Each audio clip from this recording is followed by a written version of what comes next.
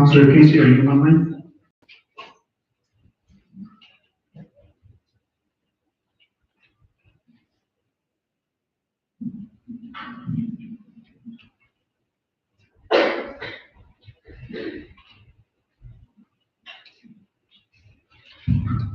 Councilor Casey, are you online?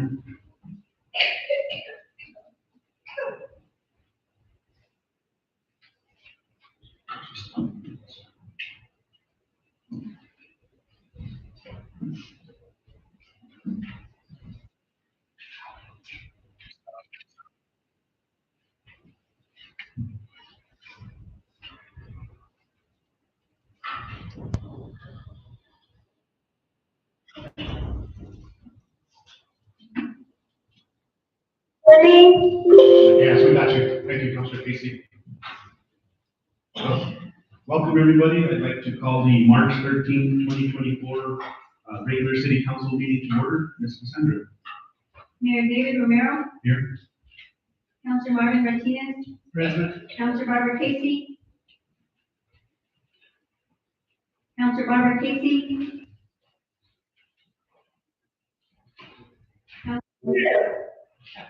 Councilor David Ulibari. Here. Thank you, Mr. Mayor. We do have a quorum. All right, thank you.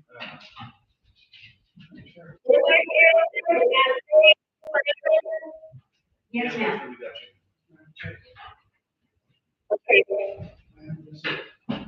I'm sorry. Mayor Pro Tem will lead us in the pledge. Next allegiance to the flag of the United States of America and to the republic for which it stands, one nation under God, indivisible, with liberty and justice for all.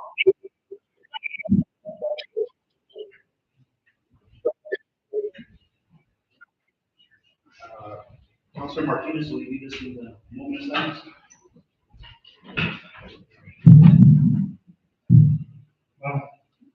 Never done that before. Just like to thank everybody that's here present to make this meeting possible. And of course, it looks like the city is moving definitely in the right direction. Councilors. All right, thank you.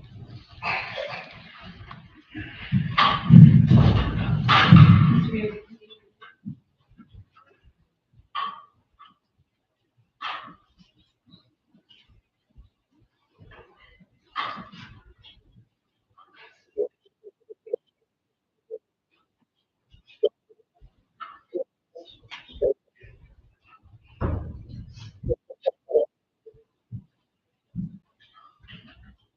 Mr. Mayor, next on the agenda is approval of agenda. All right, at this time, I'll entertain a motion for approval of the agenda. Do you have any changes? Mr. Mayor, I do have one error that I found on the agenda, and that's under executive session. And if we can remove the section H5, collective bargaining strategy, it should not have been on this agenda. We do not have collective bargaining. Thank you. Okay, so we'll remove that. Any other recommendations or changes? Yes, Mr. Mayor. Councilman Martinez. I'd like to see if we could move items 1, 2, and 3 from the consent agenda over to just after item 9 and under business items.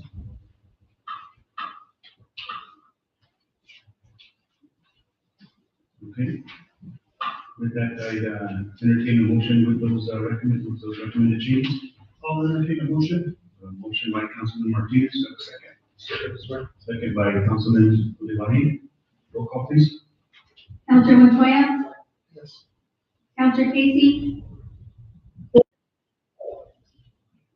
Counselor Martinez. Yes. Counselor Ulibari. Yes. I have a motion by Counselor Martinez, a second by Counselor Ulibari. Thank you, Mr. Mayor. Motion carries. All right, next item. Moving on to public input, we have no public input this evening. Moving on to our mayor's appointments, reports, recognitions, and proclamations.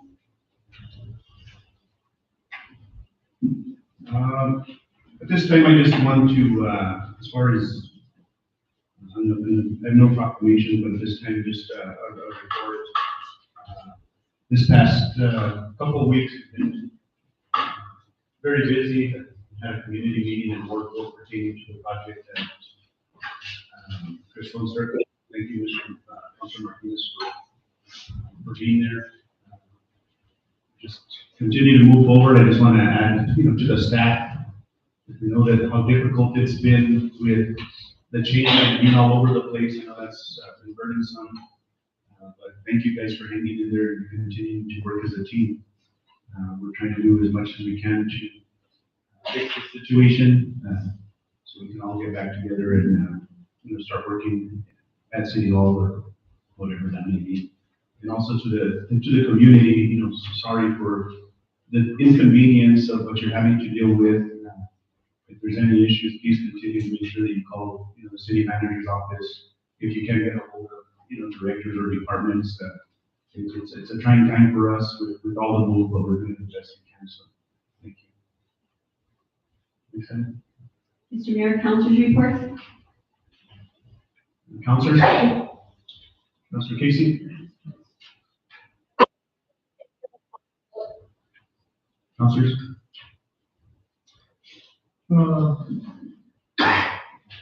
Mayor, I just wanted to say thank you for attending, you and the city manager for the attendance of the Ward 4 Stone Circle road improvement for that area. I know that the monies were basically already set in place. I kind of fell into it in a good spot, so that again, those people in Ward 4 at that location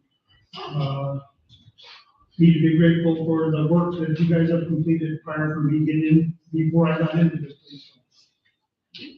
I do appreciate it. Thank you. Your vote in the way? Thank you. Yes, we get closer.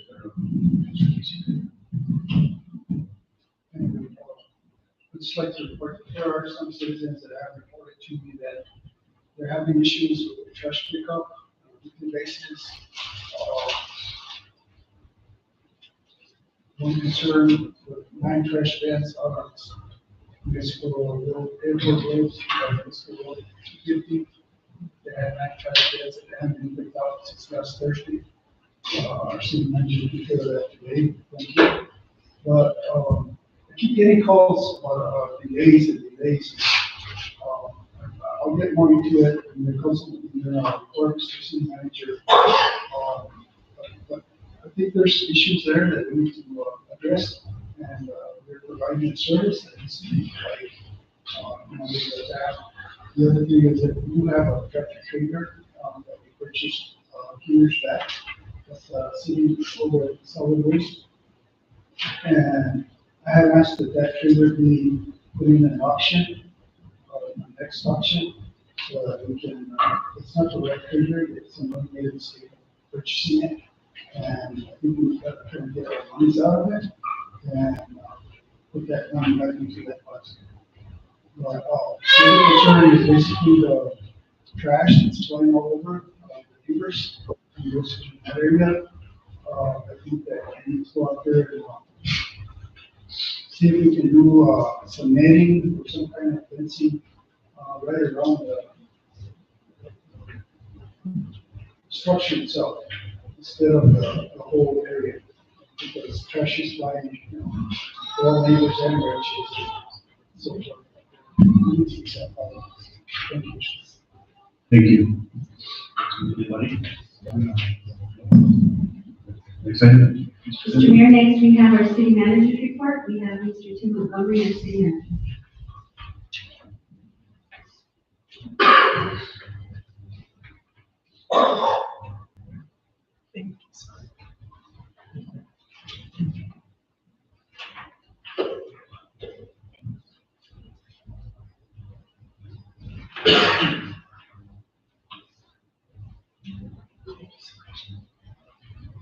Thank you, Mayor and councilors.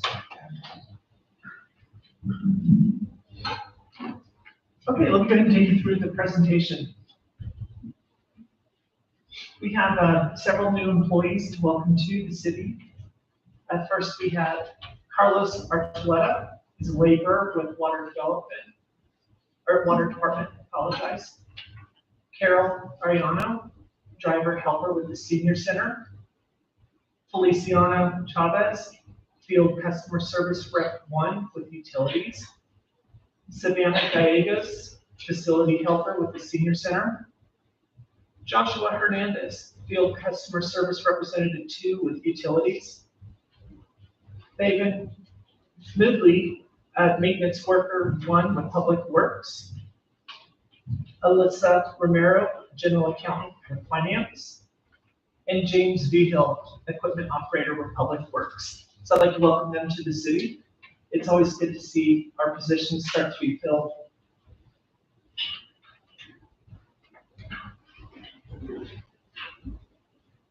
So we had previous council session updates to provide. I apologize, I have the wrong glasses on tonight, so I'm not able to see very well. The first, an update on the vehicle hail damage. We did talk about that during the last session, and we know that there are 35 total losses.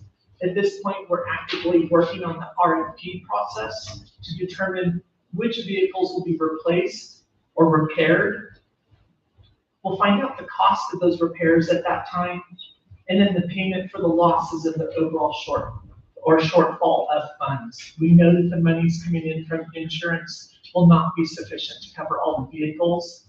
And so as we go through the RFP process and find out the price of each vehicle, we can make decisions then with each department, how to move forward and what to do with those vehicles.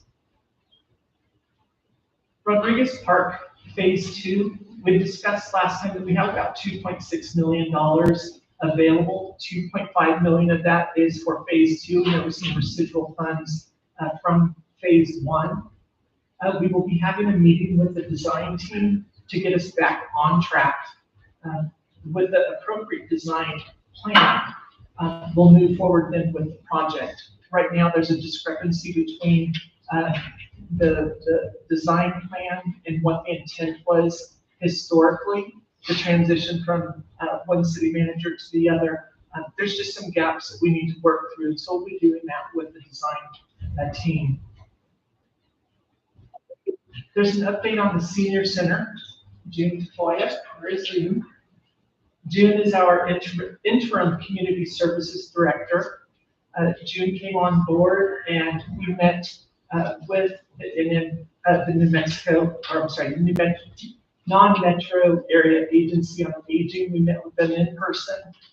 They're very happy with the direction that June is taking things so far. We were on probation. That has been lifted and will be put in writing very soon. So they're very happy with the direction we're going there. We're receiving an immense amount of support from them to make sure training takes place, that we learn how to monitor our budget, monitor the number of citizens that we're delivering food to. So we're making great progress there. And thank you, Jim. The City Hall update, there's quite a bit that's taken place with that as far as pulling data on the building itself. I had mentioned in the last council session that we did have raw data and that we were waiting for a report to come forward to tell us more about what was found in the air samples. In reading the raw data, there's a comment in there that a report does not come, that it's up to us as a municipality to determine what we want to do, knowing that there are pollutants in the air quality. We did that. We were proactive and we relocated the staff there. I am going to request so that we have a special meeting so that we can go into more discussion and talk about the options that we do have. So we're trying to put the special session on for next week. And so we're working with that now. I also wanted to call out that during the legislative session, there was Senate Bill 148, which did pass on the floor. What Senate Bill 148 does is it removes a 3% tax off of our gross receipt tax. When we received our gross receipt tax, 3% went directly to the state. That bill passed and has been removed so that we will get our full gross receipt tax. Looking at just our fiscal year 23 gross receipt funds, with that 3% removed, we would have received $394,000 more. I don't have enough number or enough data at this point for fiscal year 24 to know what that impact would have been. However, this will become effective July 1.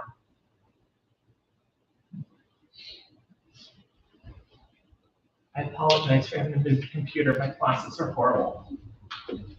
So I want to take us through city department updates. We talked a lot about high-profile items. However, our departments are all working very hard month to month. And we want to go through some of the statistics they have provided. So for community development, they have renewed 129 business licenses, and they've issued 10 new licenses. The lodger's tax application was filed on February 15th, and a meeting was set for March 5th. Some of those items are on the agenda tonight. There were 15 residential building permits processed and 3 commercial permits processed. Code enforcement was reassigned to community development, and that transition has taken place, and leadership is under Lucas Marquez. For transportation, we had 1,429 passengers in the month of February. It's a 28% increase from January. They performed several in-house vehicle maintenance tasks. They're working with the New Mexico Department of Transportation to receive the 5311 grant packet. The 5311 grant packet is an agreement that we have that pays part of our staffing and part of our supplies. They're also updating the fleet management files per the Federal Transportation Association request. Under events, filming of Ransom Canyon has been in progress through the month of March. Weeby Racing permit is complete, and that event will be held on March 23rd through the 24th at Rodriguez Complex. We're also utilizing KNMX radio and K-Fun radio for scheduled events. The city clerk's office has been continuing to scan historic records into the Laserfish. It has been on hold though due to the relocation. I will call that out. Inspection of Public Records Act requests, or IPRA, considerably higher than usual, adjusting to the relocation to 905 12th Street. The Human Resource Department, there will be a hiring event on April 25th of 2024 at the Recreation Center. They've updated the personnel ordinance needs, and it still needs to be reviewed by myself and then brought forward to the mayor and council. Weekly building safety checks continue to be conducted by the safety officer. TerraLogic has all personnel files for implementation into Laserfish itself. Scanning though was scheduled to complete March 20th. Working with Public Works Management Office to get a citywide RFP for the vehicle repairs that I just discussed. Also the negotiations with LBPOA, that's ready to begin, as well as AFSCME. The Community Services Director, again, June DeFoya, she began February 26th on an interim basis in that role. The library, so Gennaro Lucero of the New Mexico Archaeological Association presented a display of prehistoric artifacts, and there was a great attendance. All Seasons Roof, which we discussed last session, they're on standby, waiting to start. We had discussion last council session about whether or not there was going to be insurance coverage or not to that building from the hail. There will not be hail damage coverage. TK Elevator estimated to start work in 2 weeks' time. The museum, Ophelia Appleton, she is a new museum specialist, and the museum is fully staffed at this time. We've had 899 visitors this fiscal year. Motion sensors, the stucco, and bathroom ADA compliance are a focus there, and they are working on those projects. They're also expanding outside lighting to address safety issues outside. The Senior Center, the Assistant Senior Center Manager, Joyce Romero. Joyce, she's not out there. She's doing a phenomenal job. She has helped us with the probation that I discussed. She's doing an amazing job. But the parking lot construction is taking place at this time. The HVAC construction is scheduled to start in April 22nd and complete May 24th. There's multiple grants in various stages between quotes and getting the reimbursed funds. The New Mexico Grant Funding application was also submitted. Non-Metro provided additional funding to the center, showing their support. Again, we needed emergency funding to get us through the year, and they provided that money. Non-Metro is assisting with an additional senior employee. This would be in addition to Las Vegas, so we're happy to have this much support from Non-Metro. Our muralist, Jennifer Paredes, is painting in the meeting room. Non-Metro AAA completed its annual audit, and there were 8 findings. The correction plan was due originally February 22nd, but because of the change in staffing, Non-Metro is not requiring a response to that at this point. They're just trying to help us with our transition and giving us our support. And the Las Vegas Senior Center, the probation was to end on February 28th. Finance has submitted their second quarter reporting to the Department of Finance Authority. They're continuing with their monthly bank reconciliations, monthly gross receipt tax payment and reconciliation, training the 2 new general accountants in the department. The 1099s and W-2s were accepted and approved by the IRS. And they're also onboarding with ClearGov, which is the database that we purchased back, I want to say November, December timeframe, and the new budget will be going into that system. They also completed a FEMA training that was required by the safety department. The recreation center, the pool pumps arrived and has been installed. The pool opened, thank goodness, March 6th. 2 wall scoreboards arrived and they've been installed in the gym. Conducted staff evaluations and interviews. They're preparing for the basketball league new season. And they also hosted the powerlifting event and literacy fair. Parks has hired a new park staff, Reyes Martinez. They have conducted evaluation of each park, put together a working action item list, and they're going through those items.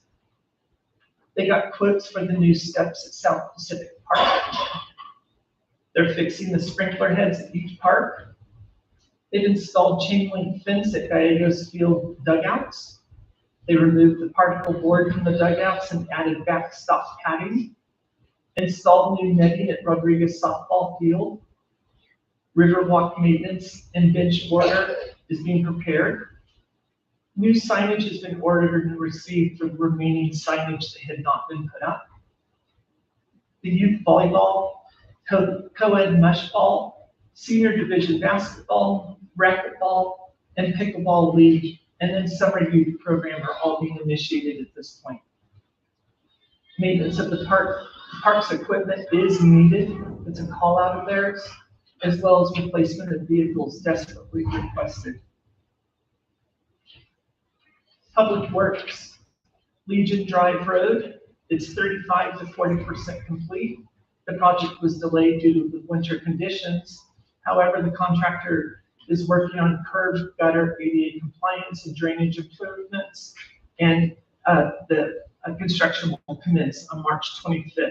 You may have heard rumor March 18th was pushed to the 25th due to weather issues.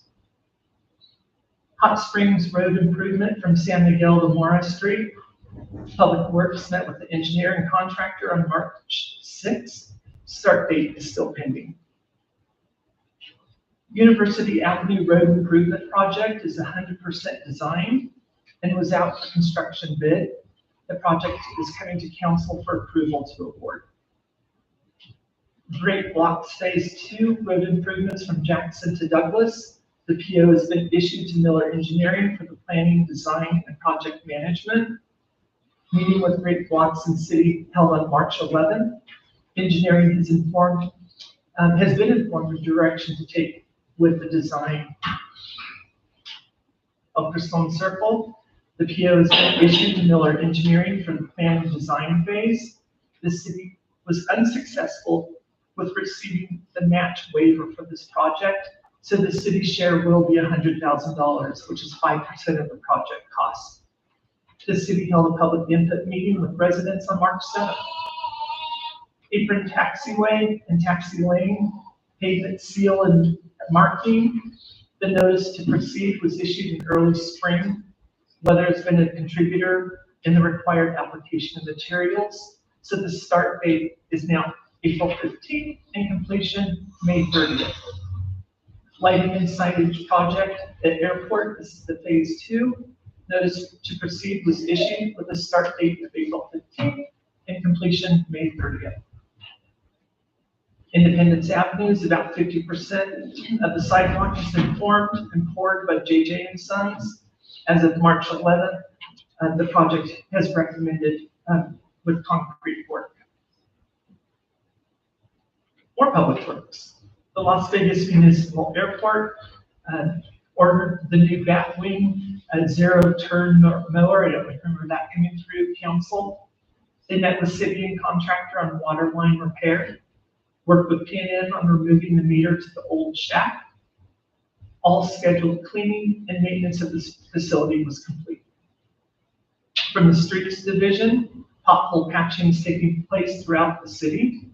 They also did snow removal, maintained hazardous trees, removed and mulched the debris, painted transportation department and city hall parking lots. Start date of April 15th and completion date of May 30th. Monthly inspections, maintenance, and daily work orders were complete.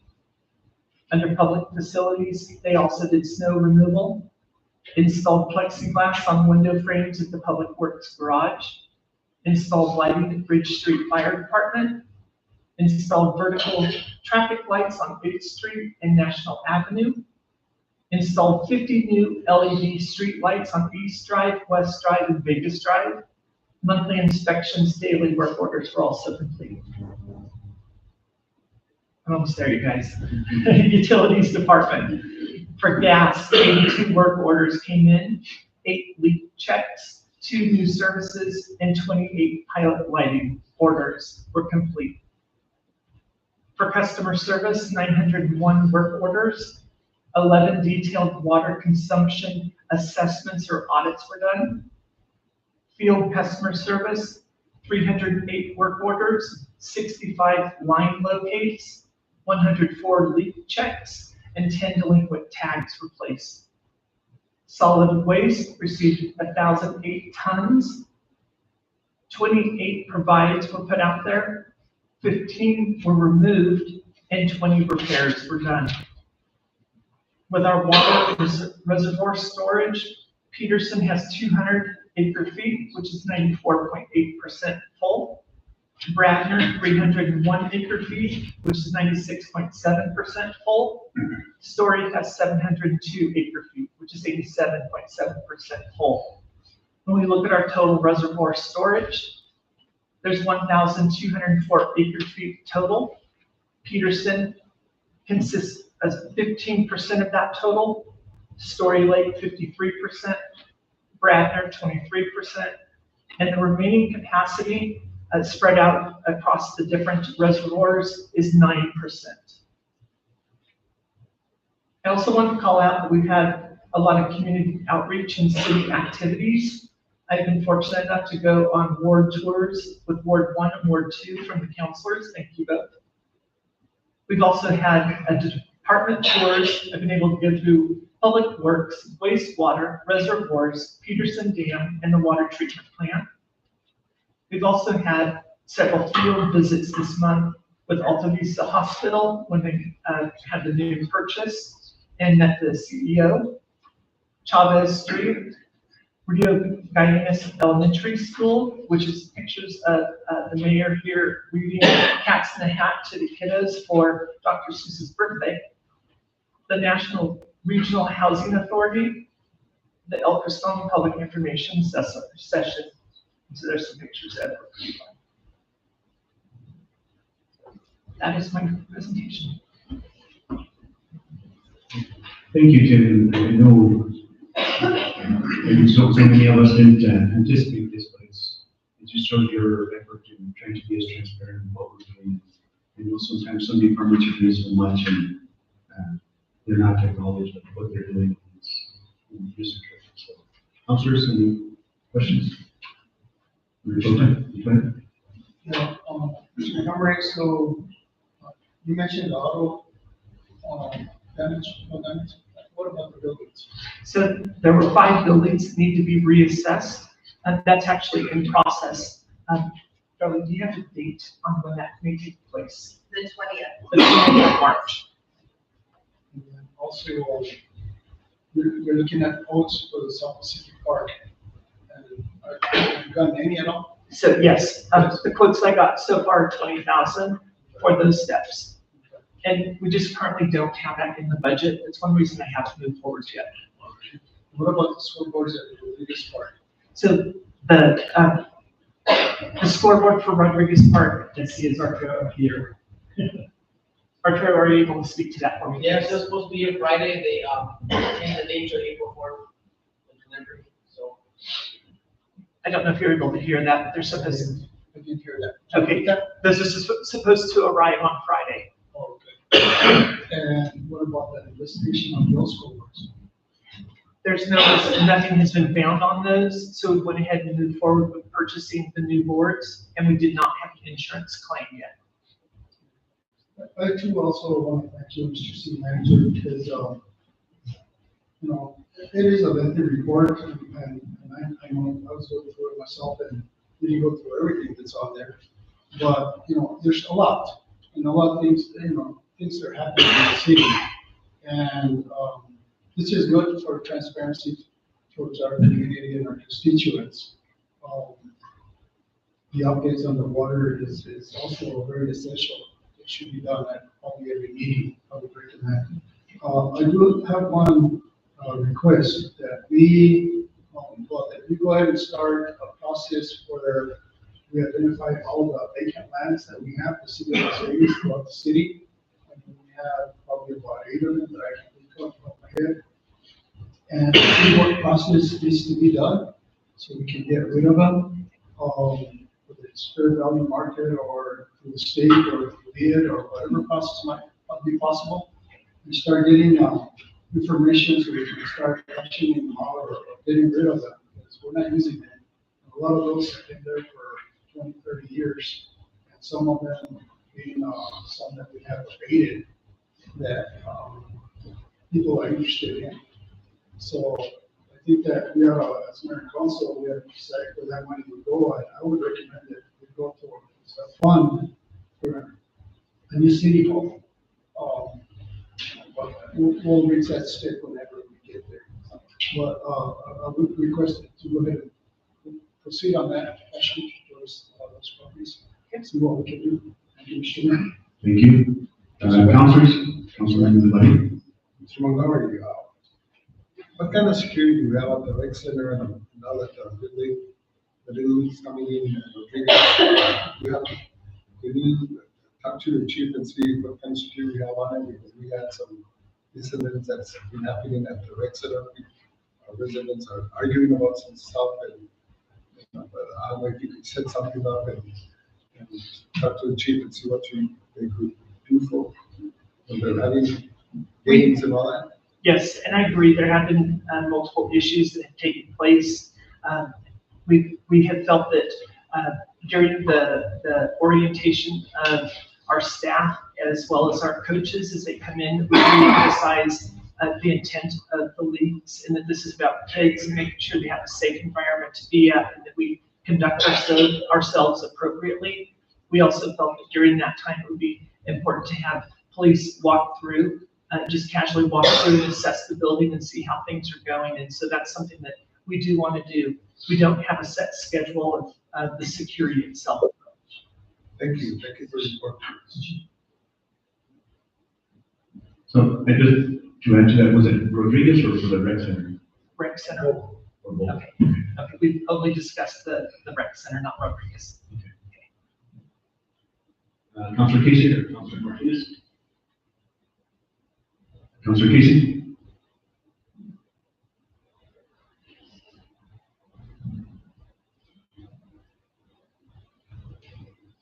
Martinez? Actually, I have no comment, very well put together report, thank you, city manager. Mr. City Manager, I have one. Are we still under moratorium, or maybe this may be a question to utilities, are we still under moratorium on water tax? Mr. Mayor, Councilor, Mr. Manager, on the water tax, we are not, we are on the moratorium for no water tax outside city limits, but inside city limits, they are available. But in addition to it, in accordance with the ordinance, I have to look at the amount of water available and verify if there is enough to meet the current taps that are already approved. And that does come into consideration when I'm having to review those requests. So currently ETZ, we're not. Currently, ETZ, they're not, I'm not approving taps in these. Thank you. Yes.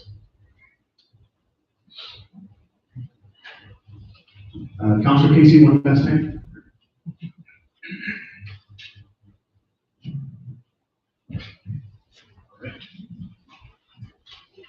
You excited? Mr. Mayor, moving on to the next item, approval of minutes for February 14th and February 21st, 2024. I have a motion by Councilman Montoya, and a second. Second by Councilman Valley. All in favor? Aye. Those opposed? The ayes have it.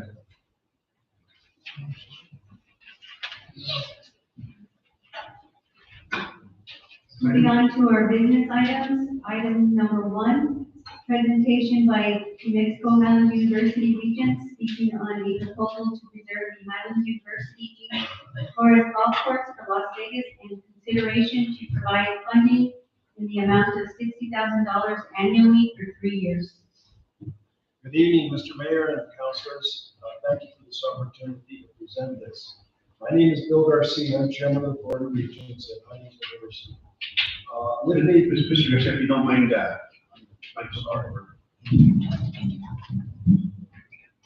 Thank you. Sorry.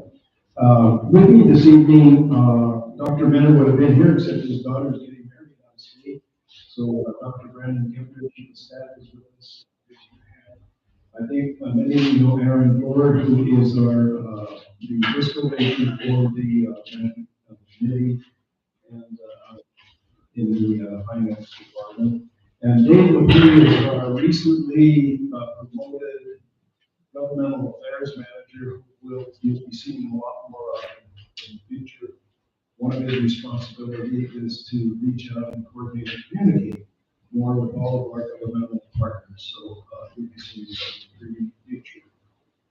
Thank you for the opportunity. Also here is Mr. Larry Franken, who's a member representing the county on the management committee for the golf course that we've been working together for the last 2 years. We want to thank him and thank him for joining us this evening.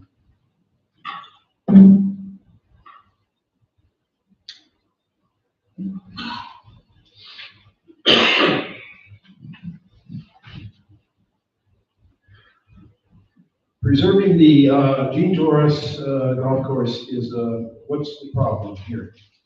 I'm going to give you a history. In March of 2019, the Highlands Board of Regents voted to close the golf course, which had been in operation in Las Vegas and served the community since 1958. The accumulated financial deficits had reached $3 million and could no longer be sustained under the current conditions. Accreditation was at risk, and the higher ed department was pushing Highlands to get this fixed.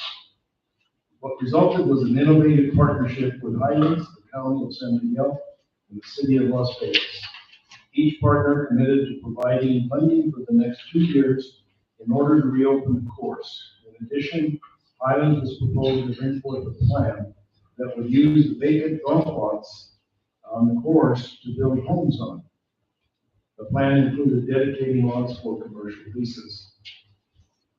The plan was to use the $70,000 from each partner to reopen the golf course and use the 2 years to develop the plan to use the vacant land for development, and that was replaced the annual subsidy of $210,000. The partnership was governed by a memorandum of agreement between the city, county, and Highlands. Key parts included $70,000 each from each partner for 2 years. The establishment of a management committee that was charged with overseeing the golf course operations. It was established in order to ensure financial oversight, operating efficiency, golf course maintenance, and the promotion of youth golf within the community. The management committee that was appointed included myself, representing Highlands, Larry Franklin, representing the county, and Leo Maestas, who was the city representative. Max Baca and later Aaron Flores was appointed fiscal agent. In addition, the group added Dr. Frank Sanchez, HU Region, Gino Torres is Joey Torres' son. He's a businessman. And Dennis Rivera, HU Ground Superintendent as Special Advisors. Regent Cody Rivera replaced Dr. Sanchez in the second season. What did we accomplish? The management committee met frequently during the 2 years and provided oversight that ensured efficiency, tea time availability, and financial oversight. The management committee listened to the partners and provided the following. 1, working path for community members. Course buildings compressed for a very nice walkway thanks to the city and Franklin Construction. We donated the raw materials and a lot of the work. Exercise stations along the trail of the walking path were established. 8 in all. Highlands University established those. The reopening of the golf course restaurant, Fusion Tacos, is now in its second season. Promoted tournaments attempting to attract outside players and bring economic development to the community.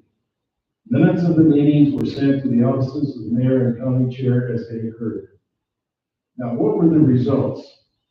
I have a lot of numbers here, but basically what I'm going to say is in year 1, we started a little late. We didn't get as much play as we did in year 2. And of course, we didn't have as much of an expense. But at the end of the day, the important thing here was to look at these projections and recognize that we did achieve a net positive. When we look at the next 3 years, we have identified as a management committee, the partner investments are carryover. That $83,000 carryover in 2024 is the net surplus from the operations that we were able to apply. Miscellaneous income, total revenues are showing their total play revenue and subsidy, and then total expenses. So you can see at the end of the projecting over the next 3 years, a 72,000 net positive in 2024, 46,000 in 2025, and 22,000 in the third year.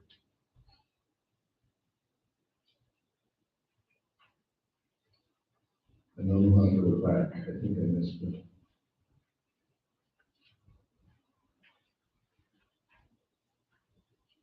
Now, what was Highlands doing to develop the residents and develop the vacant lots? The plan to provide a roadmap for the development of residential housing and commercial lots was delayed by our inability to secure planning funds to support it. The comprehensive plan outlined by our consultant, Mr. Murphy, totaled $210,000. We reached out to the New Mexico Mortgage Finance Authority, the Department of Economic Development, Northern New Mexico Economic Development, and USDA. Finally, USDA seemed the most promising, and we submitted an application for the $210,000. It took 8 months before the application was processed and denied, but we were trying. In December 2023, the Highlands Board of Regents and Administration voted to support a study by Mr. Murphy that was reduced in scope. So it's a $60,000 expenditure that Highlands agreed to pay. It will provide important information to advance the proposed development of the golf course property. So we finally have approval. We have a contract. We have a contract, and with Mr. Murphy, we're moving forward. Based on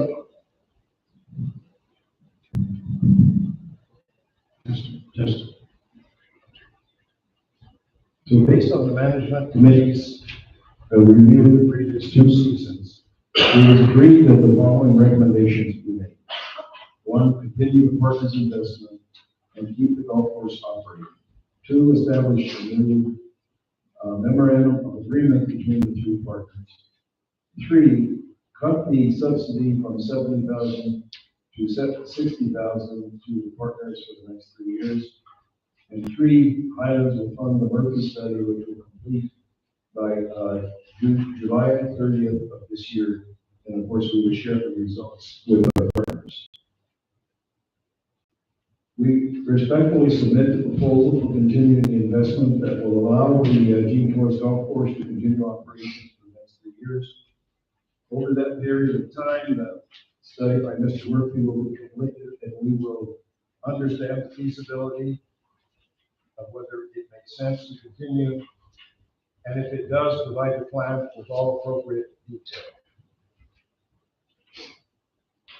This is an investment in an idea that could promote significant tax revenues to the city, county, school districts, and the state. It would provide new housing in a community that has a need to provide this kind of housing and attracting young families, professionals, and retirees. It can stimulate the reversal of the loss of population that we've experienced over the last 20 years. We respectfully ask that you approve this request. Any questions? Councilor Casey, are you with us? Okay. Questions, councilors? Comments, Mayor? Councilor Martinez.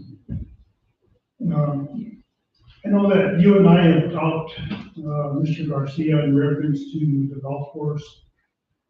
And I guess I kind of have a hard time trying to understand. The city of Las Vegas has provided 2 years of $70,000 apiece. And during those 2 years, Highlands University doesn't have a golf program. Is that correct? That is correct. Is there a reason why they don't have a program in place? It was decided by the administration that, and it was all based on requests from students and so forth. And it was decided that this is not offered today as a student benefit.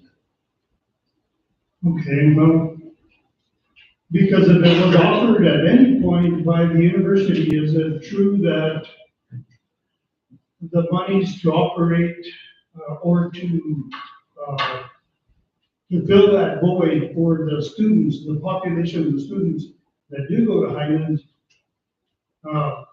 that money would be from operational money, I guess, from the general fund, correct? That is correct. It is known as an auxiliary account, which means that it is a standalone account that weighs all the revenues against all the expenditures. That's what led to the $3 million deficit that Highlands has incurred over the last 20 years. So the Board of Regents voted to close the course down. It was closed for a year. And because we were able to figure out how to get with the county and city and move it forward, and more especially figuring out how are we going to replace those subsidies. We can't ask the city and county forever, but we do believe in the plan that says we can develop the vacant lots, and we think that over the next 3 years we'll see significant movement in that direction. And in the study that I have provided to the councilors in the plan of action or the business case, you'll see that there's the investment is an investment, and the city, county, and state, along with school districts, when this is developed, if we can get it developed, would result in an annual increase in tax benefits of about $2 to $3 million annually. So we're trying to keep it alive. In order to develop this land development plan, we've got a consultant who has worked with UNM. He's the one that proposed the process for developing the Rainbow Village near the pit at UNM. That's been a big success. So we believe that his experience here around the need for housing in the community and building on the golf course would be a particularly attractive development that would produce revenue and replace those subsidies that we're asking for today. And I'll agree with you there. I think it will produce gross receipts and revenue. However, we're not there yet. No. And that's kind of the problem that I have with it. We're going into a new president for Highlands University. He won't take office till July 1st, is that correct? Correct. Why would the city go ahead and offer money to Highlands University without a plan from the new president? The fact that we would sign an MOA, memorandum of agreement for 3 years, I did see that. that will find the president. And we've talked to the new president, by the way, he is a golfer, and he appreciates that. He's gonna look at the fiscal impacts just like any other incoming president would, but, the regions have been very involved in this over the last 3 years. And we spent an awful lot of time looking at the issue, and this is the solution we believe that will help develop the community. What led me to start looking at this is recognizing that we only have 30% of our faculty living within Las Vegas. And you start prying into that and asking, well, what's the problem? The problem is the lack of housing. Not everybody wants an older home that you can refurbish and would have to repair. A lot of younger professionals are looking for smaller, more modern, solar, energy efficient. That's the kind of thing that they would look at. And that's what we would hope for in the residential development. And there's no doubt that the housing impact would be great. However, we're still probably a few years away from that. Apparently, it looks that way anyway. You're exactly right. That's why we want 3 years to get this thing going. The problem is it's supporting something that really the city doesn't have any return on its dollar. I shouldn't say that completely because we do have citizens in our community that do use the golf course. So when does a golf course open? When does it close for the season? It's currently closed, correct? It's currently closed pending funding, approvals from city, county, and Highlands. Highlands and the county have approved it. We now need the city. Okay, and the county has approved 1 year's worth of funding, is that correct? What the county approved was, the request that they funded for 3 years. They provided a provision though that says you're gonna have to come back every year and give us an update on the development that you were talking about. And if we're not satisfied with the state of that, then we're voiding out of any future commitments. So it gives them a way to evaluate this going forward. And if you're not happy with where it is and the way it looks like it's going, then you can say to us. Right, so a couple of other things that I have in mind is Fusion Tacos, the little restaurant that sits at the site. Does that money go into this fund as well? We are going to use all of the benefits of that restaurant in supporting. But it never had before. That's not been done before. We're doing it this year for the first time. Okay, and I did reach out to West Las Vegas Schools, to the superintendent, and he said he had never received a call this year from anybody from Highlands University in reference to the use of the facility, of course. But what happened is the Las Vegas City Schools committed to $10,000 when we signed the contract 2 years ago. West elected not to. And that provided the golf team at Robertson the ability to use the course and a number of different things. West did not have a golf team at the time, so that was fine. What you and I discussed though was our interest in promoting youth golf is going to result, once we get the funding it once we start moving forward in reaching out to both the Las Vegas city schools, and they're not going to be able to support us in the same manner as they have in the past, and West Las Vegas, because we do want to encourage it. It will all be dependent on, we all have fiscal responsibilities, and so, I mean, we're going to make it as attractive as possible. I can't say that it'll be done with no funding at all. Right, so the leftover funds that were available, you said approximately 84,000. 84,000? Correct. That's why we cut from 70,000 annually to 60. Okay, so from 84,000, how come some of those funds can't be used to promote our two districts that are here in town? In other words, you're asking a lot of money for each district to put out 10,000 apiece. And I don't know if membership actually amounts to that. Well, if we didn't include the 210,000, then we would have, if you deduct 84,000 from 210, that's the deficit. That's the real operating deficit that we're experiencing. We have to have the subsidy in order to make it go.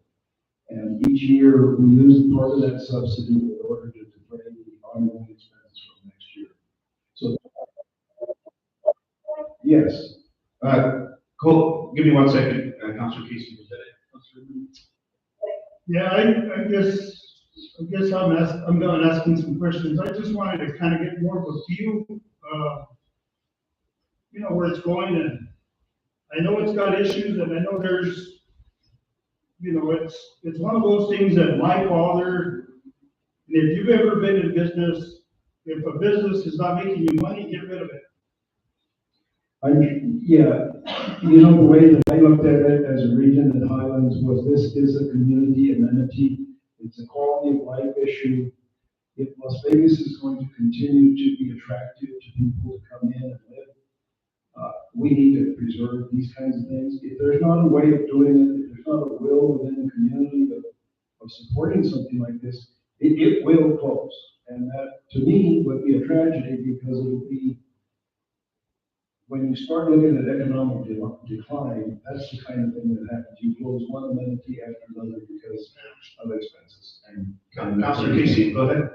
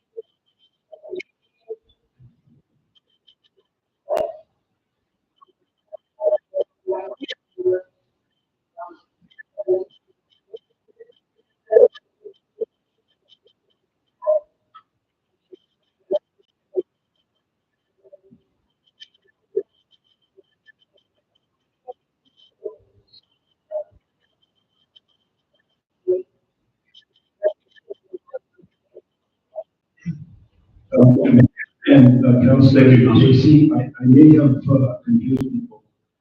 The original MOA that was signed 2 years ago, the city schools were a part of that, and they did contribute 10,000. Going forward, we know, and we've heard from the city schools that they are no longer going to be able to do that. So I hope I didn't deliberately intend to mislead anybody about the situation. Okay. Councilor Casey, do you have anything to add for anyone to the other councilors?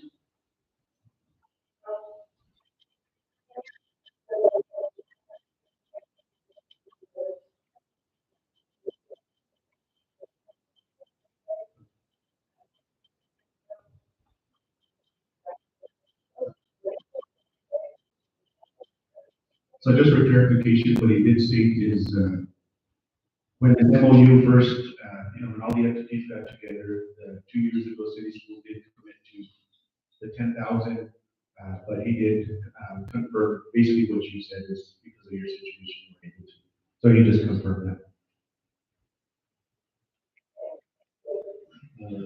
Or Pro Tem Montoya.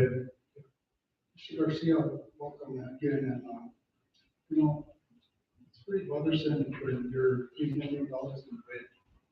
How you got to that point is beyond me. This is an educational institution that's supposed to prevent that. I mean, we have a graduate from West Carolina University that's a high school state treasurer, and she won't allow that for the state. So we're here, I don't think we can allow that for the city. 18 years ago, I came to City Hall and DFA was waiting for us at the doorsteps. And we changed that. And I don't think we're going to look back. And this mayor and council so far have been very cautious about spending and about making sure that we have what we need for our employees in our city. Right now, we're in dire need of new city hall and other needs. Well, my question goes to this. So you don't have a Highlands program for golf. Do you have students that golf? Or do you have a record of how many? We have students at golf recreation, yes. Do you have a record of how many students golf there? Highlands? I don't, I'm sorry, I can't tell you. And on this housing part of it, is that going to be all for sale or Airbnbs or rentals? We have to get to that part. The city will be very close partners with Highlands on that. And so we'll be very concerned about the zoning that you want to require. We want to work so that it works for everybody, that it works for the community. So I don't know the answer right now, but I can tell you that the answer will come from the partners. And so it brings me to the question, if we don't have no facts, so how many tournaments you've had, how many people have attended, how many students have used it, how do we determine that those CTACs is really saints? We have both those numbers. I'm sorry, we don't know the numbers of our students that golf, but we do have the numbers associated with the last 2 seasons. And that was provided on page 9 of the business plan case that we forwarded. And what that shows essentially is that we have, we increased play from the first year, 9 and 18 holes, 4,093 to 5,321. We increased car rounds from 3,700 to 5,100. We increased the golf memberships. Those are people that pay upfront for the privilege of playing throughout the year, from 37 to 70. We increased the number of tournaments from 17 to 49. And we increased the driving range from 1471 to 1974. So those, we do have those kind of facts. I just can't tell you how many students actually play. Now, I know last year when you came before us, I requested that if you come back to us, that we just turn it over to the city of Las Vegas. Is that a possibility? Yes. It is. Yes. If we can't get this to work, I can't speak for the other regions or the president or our attorney, but I will tell you from my own perspective, I would say if we can't make this work, in order to keep this amenity in the community, we need to look to the city to purchase it. We'll all be subject to all the laws of New Mexico, and, anti-donation, all that kind of thing. And then they will be responsible for managing it at a profit. And I can tell you, you're going to have the same problems that we're looking at today. But we may have ability to attract grants and do things that we haven't done. But in my mind, yes, we need to continue this as a community amenity, And if we can't make this work the way we're proposing now, and by the way, if we are successful, you will have expanded property tax base here that will enable the city to do a lot of different things. So again, I want to stress, this is an investment, the way I look at it. Because if you invest this for the next 3 years, and we deliver the way we think we can, then the city's gonna be much better off, not only with having a quality of life amenity, but there's real dollars associated with property taxes and gross receipts taxes. Let me ask you, Mr. Garcia, would that be part of this contract that we went through with it? That if it doesn't work out within 3 years, that this would be diverted to the city of Las Vegas? Well, reverting is a very difficult word, and that's at least it's got a lot of legal, but would be to put the discussion will certainly follow in the event that this fails, that we would visit earnestly with the city of Las Vegas for that purpose. That discussion has been happening since, my research since 1968. And, I looked at some of the research on this, and there has been an interest in the past, but for one reason or another, it hadn't happened. And so I'm not sure why, but it is where it is today. I will tell you, standing here, not having the authority to say that this doesn't work, we definitely will remand it to the city. But I can tell you that I would recommend that all of us continue to work together and figure out a way that we can keep it going. And also add to the housing, new housing in the community that will attract the property taxes, the gross receipt taxes. We all have unfilled needs in personnel, but I know the state hospital's got a lot of unmet needs. I have heard that many positions we might be able to fill if we did have that kind of housing for even professionals. I don't know, that's what we're trying to find out, and that's what the study is going to look at, so it'll give us all more information about, is this feasible, or we smoking something we shouldn't, you know? well, as I mentioned earlier on, we are in need of property, we are in need of city hall, down the road. Another option would be, if we would go with a 3-year contract, that would be $180,000. And with 4 acres up front, would the old state police office donate to Las Vegas in exchange for that work for you guys? That is a matter of anti-donation clause interpretation. We have to bring the attorneys into that.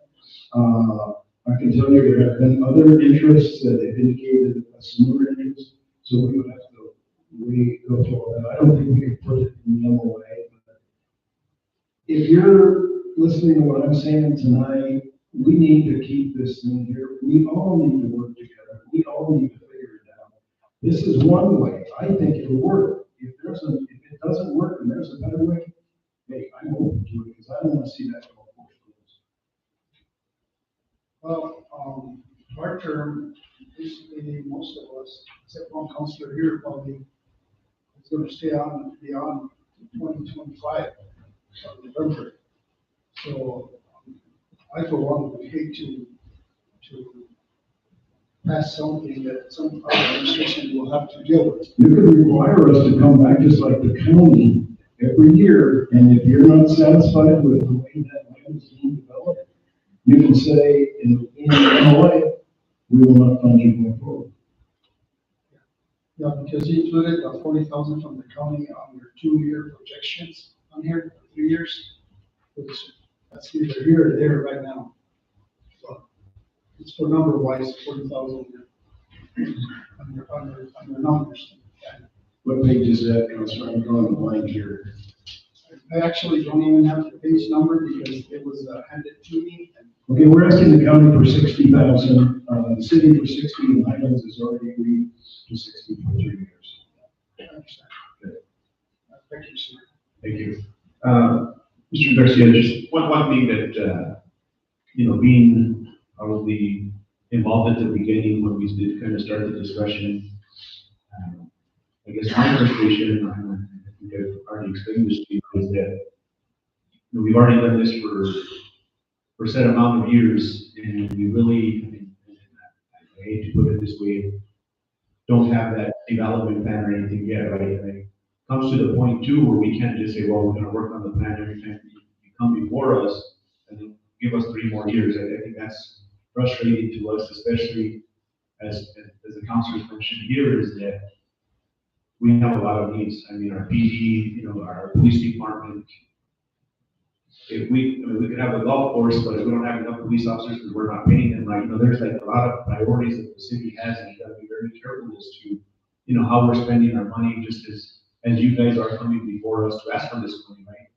So, we could have the prettiest golf course, but if we don't have a police department to basically protect the community, then we gotta, offset our balances and our priorities.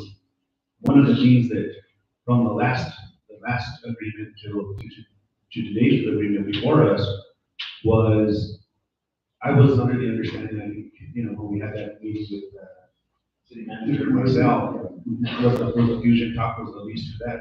I was kind of confused as to why it was going into your guys' general fund versus into the pot to help offset the deficit at the golf course. And to me, that's very important. I mean, I don't want to hear we're working on it. I'd rather say that it's a definite that it's going to go to the pot, because I think that's a piece of property that sits on the golf course, and I think it's an important part of paying down that deficit and to alleviate some of the costs that we all have to pitch in. I think that's only fair.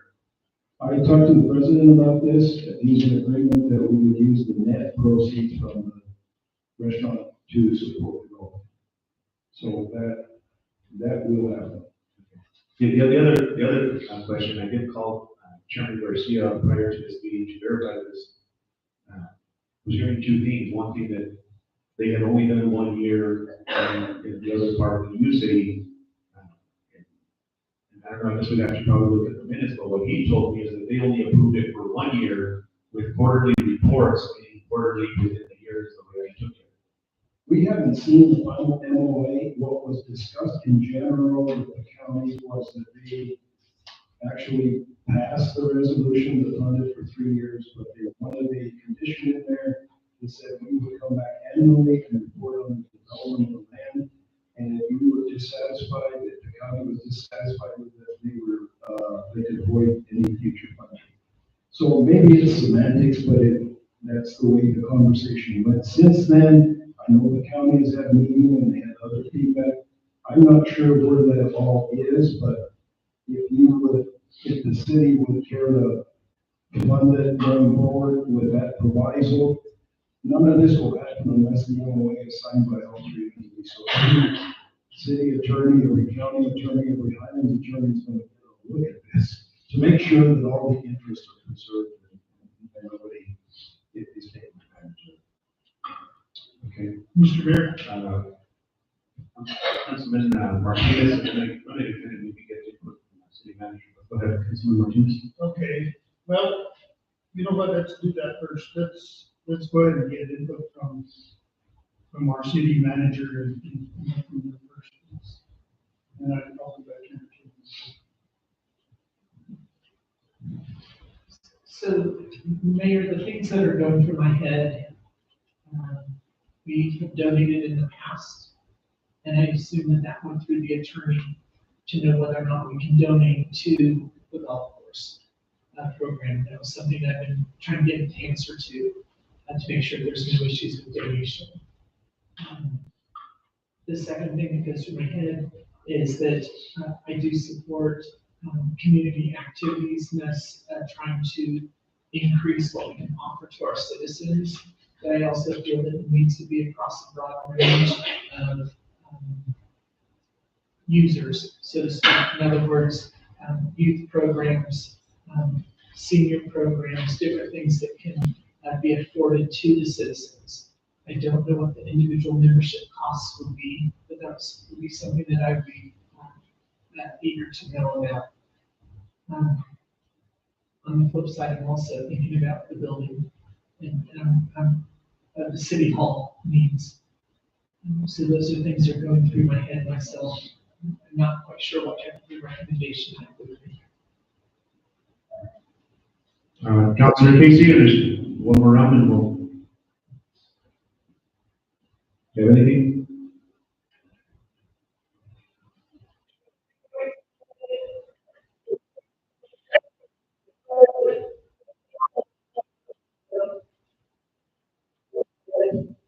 No, there was no motion, he was just kind of giving his input on, some of his, what he was. So, okay, Anyway, Councilman Martinez? yes, Mayor Romero, I'd like to make a motion, but of course there would be changing the information on this. And the motion would be that we would fund it for 1 year. And for that 1 year, I think that Highlands University should allow both school districts to take place, be able to use the facility for that 1 year without any fee. We can't promote our youth. Exactly what are we doing? I mean, if you want these people to get to higher education and have any use for that field or for that golf course, what exactly are we doing? So I would say that that's one way that I would propose it, would be just a 1 year commitment from the city, making sure that city manager does check with legal to make sure that we can do this donation. And then we can go ahead and go forward with it. I am not in favor of 3 years for this. I think 1 year at 60,000, but our 2 school districts should be able to have use of that facility. Now, I don't know if that's something you would agree with, but I would, Mr. Chairman, Counselor, you're the boss here. You make whatever motion you think is appropriate. I would tell you that what's running through my head right now is we want to be sure we're being fair. We have discounts for veterans, seniors, but everybody pays something. And we can never clear the deficit operationally if we are charging individual groups. yeah, but see, you've got the 2 school districts that are small golf teams, okay, number 1. You're talking probably about 5 members, maybe 5 members each side of the, each district. I don't know. If that's what you like, we will do whatever you tell us. We will not be able to open it up until the city commits to the funding. It's just for 1 year. Right now, we're not able to move forward, and we, in the past, had looked at opening it up in March. That gives us the opportunity for more revenue. Where we are now, we haven't been able to hire a new pro. There's a lot of things we're going to have to line up. So we won't be able to open the course, I think, probably until May. That reduces the number of amount of revenue that we're going to have because we missed April, which is really always been a pretty good month. But if that's what it takes, I'm all for making this happen, and we'll be happy to come back and show you what we've done at that time. I want to say this. I know this looks like an expense, a donation. This is an investment. If we can get the housing done and get it developed, there is no question that there's an annual benefit of $2 million to the community, city, county, state, and school districts. Right, but you did say one big magic word, if. Yeah. If you believe, that I believe we can do this. I hope that. Let me go ahead and, let Mr. Garcia finish. Thank you for. And I'll call you Councilor Casey. Yeah. But I don't know, did you make the motion? Yes, Did you make the motion? yes, I did make a motion. Sorry, Councilor Casey, you had actually made a motion. I did make a motion.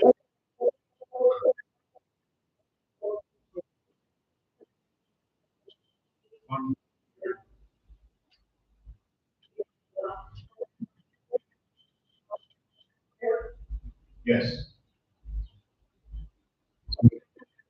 Motion by Councilman Martinez, second by Councilor Casey. Okay, so the motion right now is that we would fund, go into an MOU with Highlands University for 1 year. First by Councilman Martinez, a second by Councilor Casey. We've already had the discussion. I'll go ahead and just, Councilman Montoya will. for clarification, 60,000 and students from both districts would be able to participate. That's in the motion. Roll call. Or discussion. Go ahead. Yes. Mr. City Manager, the funding that we appropriated last year, did they receive it? The highest aspirants, did they know us for? Or is it still in there? We actually have, we paid the prior 2 years. The budget that was put in place for those prior 2 years carried forward also to this year. So we do have funding there. We just did not have an invoice for this current year because we were not in agreement. So it's covered. Yes. Roll call. Yeah, and just for the record, out of those 100 and whatever, there were 19 businesses that opened up shop in Las Vegas this last month. None of them are related to West Islands University. But I hope that in the future that changes. Well, one of the reasons I want more faculty in the community is because the fiscal impact of Highlands is something like $80 million a year. We just got that study from the UNDPR. So there's no question that Highlands University has a major impact on the community. I believe we can do better by having more faculty living within the community. And again, that's the objective of this whole thing. So Ms. Cassandra, roll call. Counselor Limari, Yes. Counselor Montoya, Yes. Counselor Casey, Counselor Martinez. Yes. I have a motion by Counselor Martinez, a second by Counselor Casey. Thank you, Mr. Mayor. Motion carries. Thank you. Mr. Mayor and Councilors, thank you for your consideration. I promise we're going to be working real closely with you because we have the same goals. And I think it's important to know, Mr. Garcia, is that, I think the important part maybe now with working with Tim, now that he's in place and he's attending the meetings, is timelines and also notification with the community. Thank you very much. Right, Mr. Tender? Mr. Mayor, moving on to item number 2, presentation by Clarity Collins with North Central New Mexico Economic Development District in consideration of a request for proposal to seek disaster legal services for the city of Las Vegas, New Mexico for damages sustained from the emergency Canyon wildfires. That was a mouthful, Cassandra. Wonderful lady. Hey, guys. Councilors, mayor, city manager, friends and coworkers. Guys, if I haven't already met you on Clarity, I've been supporting this community for the last year in disaster recovery for the counties of San Diego and Moore County. So this is my stomping grounds in this room. Thank you for being here with us tonight. If it's all right, I would like to give you just a little rundown of the role that I serve and the pleasure that I've had working with your team for the last 6 weeks or so. I've got a wonderful warm welcome. Thank you so much for everyone who's giving me all their time, their support, and explain the situation that you're in and help me develop solutions that will help you with your recovery as we go forward. When people come and do disaster recovery, I know you've seen so many people over the last year or two. You see people come and go and frequently never saw them again. The COP does things a little bit differently. I work for the Council of Governments. We're the folks who do your Mount Metro AAA.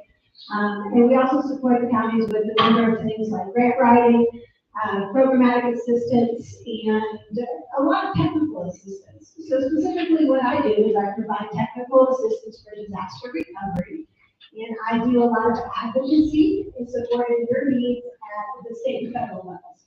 I also have Jorge with me. Jorge right here is my emergency management specialist. He's been working to support your fire and EMS and police teams with their specific emergency management needs because he comes from that background. So I'm recovery, he's response, and together our goal is to make sure that we get what you need for disaster recovery.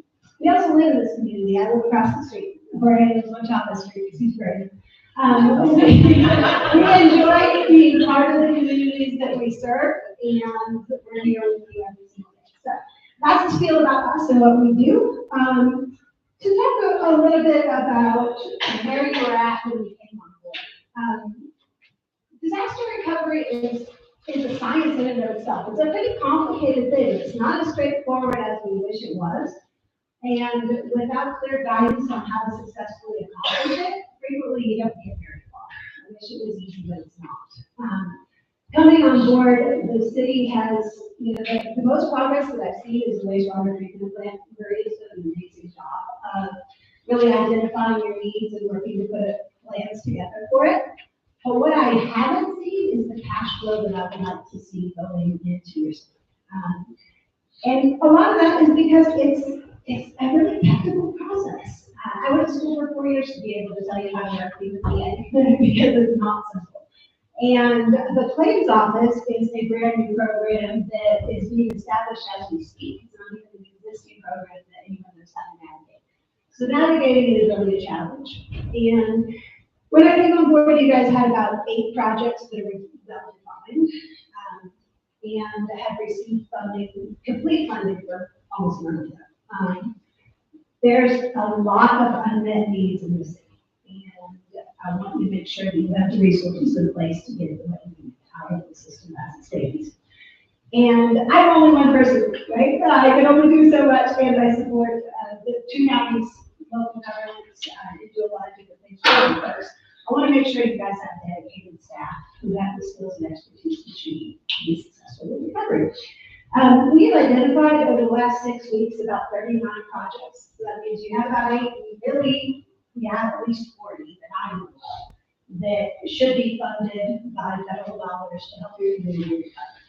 So that means where we are and where we ought to be are a big distance, and I want to make sure you have what you need. So with the needs that we've identified, a lot of what you guys have been talking about for quite some time, one of them being the animal shelter, right? And the animal control needs that you have. Things like debris removal, things like the road work. Some strategic planning for your community to be able to rebuild effectively and sustainably. All of those things are things that I would like to see this community receive funding for. But in order to do that, we need the programmatic support to actually make it happen.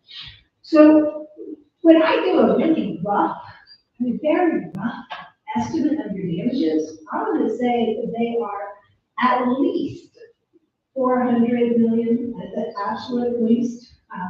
From just a rough ballpark, right? And that's from your wastewater treatment plant, from the impacts of the economic future of your community to things like the animal control, which is really, really significant. The cost of spay and neuter of the animals that we've identified is at least $500 million just for that. So what I'm bringing to you today is 2 RFPs. I know there's a lot of questions about how best to navigate disaster recovery, and what I'm bringing to you is my best understanding of what will effectively move forward. I don't want to encourage you to go strictly to legal representation, because legal representation is very expensive, and it's often adversarial. It's not necessarily a collaborative approach. However, it's frequently necessary to make sure that you have legal representation on board. So one of the RFPs that I'm bringing to you is for legal representation. But the primary one that I want to talk to you today about was disaster recovery. What the industry is designed to do is to flex up your contract labor anytime there's a disaster, because you don't have that staff. You're still working with the same amount of staff you had pre-disaster, but you have a much bigger job. And so what I would like to see is this community have the ability to turn to a trusted partner to get your needs met. There's a lot of firms, probably about 40 or 50 of them, who are very large, working in this industry, have anywhere between 100 to 200 folks on staff, who range from engineers to programmatic specialists, to grant writers, to financial management, and would like you to be able to ask for what you need on a given basis. I know you're wondering probably how do you pay for that, right? And I wanted to explain that the system is designed to make sure you have funds to manage the programs. So we are working hard to get your FEMA PA, regular FEMA PA projects up and running to where they ought to be. And then you have 5% of that dedicated towards the management of the process. So essentially, one of the first things that these folks would be responsible for is getting themselves paid. That's kind of how it works. And they have lots of experience with that. So consider category Z, and it will be part of your PA projects. So what you're doing is essentially putting a standby contract in place where you can draw on resources as needed. So I know you probably have lots of questions for me, and I'd just like to turn it over. I'm here to stand for questions about the RFP specifically, but also about your recovery at large. If there's questions you have, or would you like to talk about? I just, Terry, I'll jump in here real quick. Thank you for the work that you guys have done.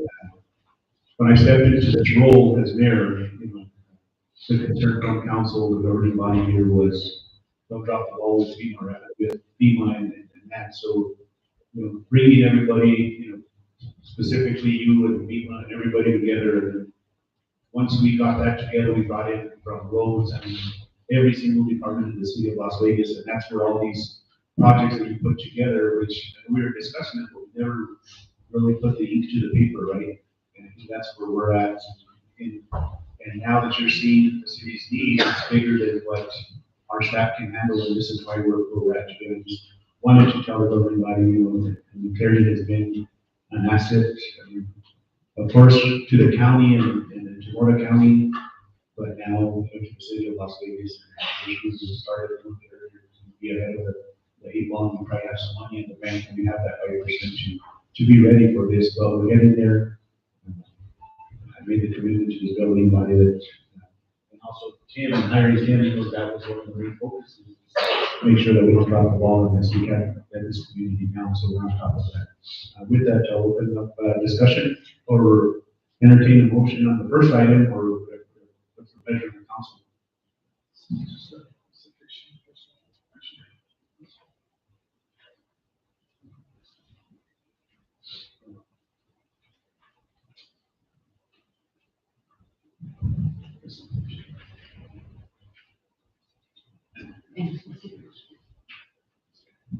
So any questions on the presentation?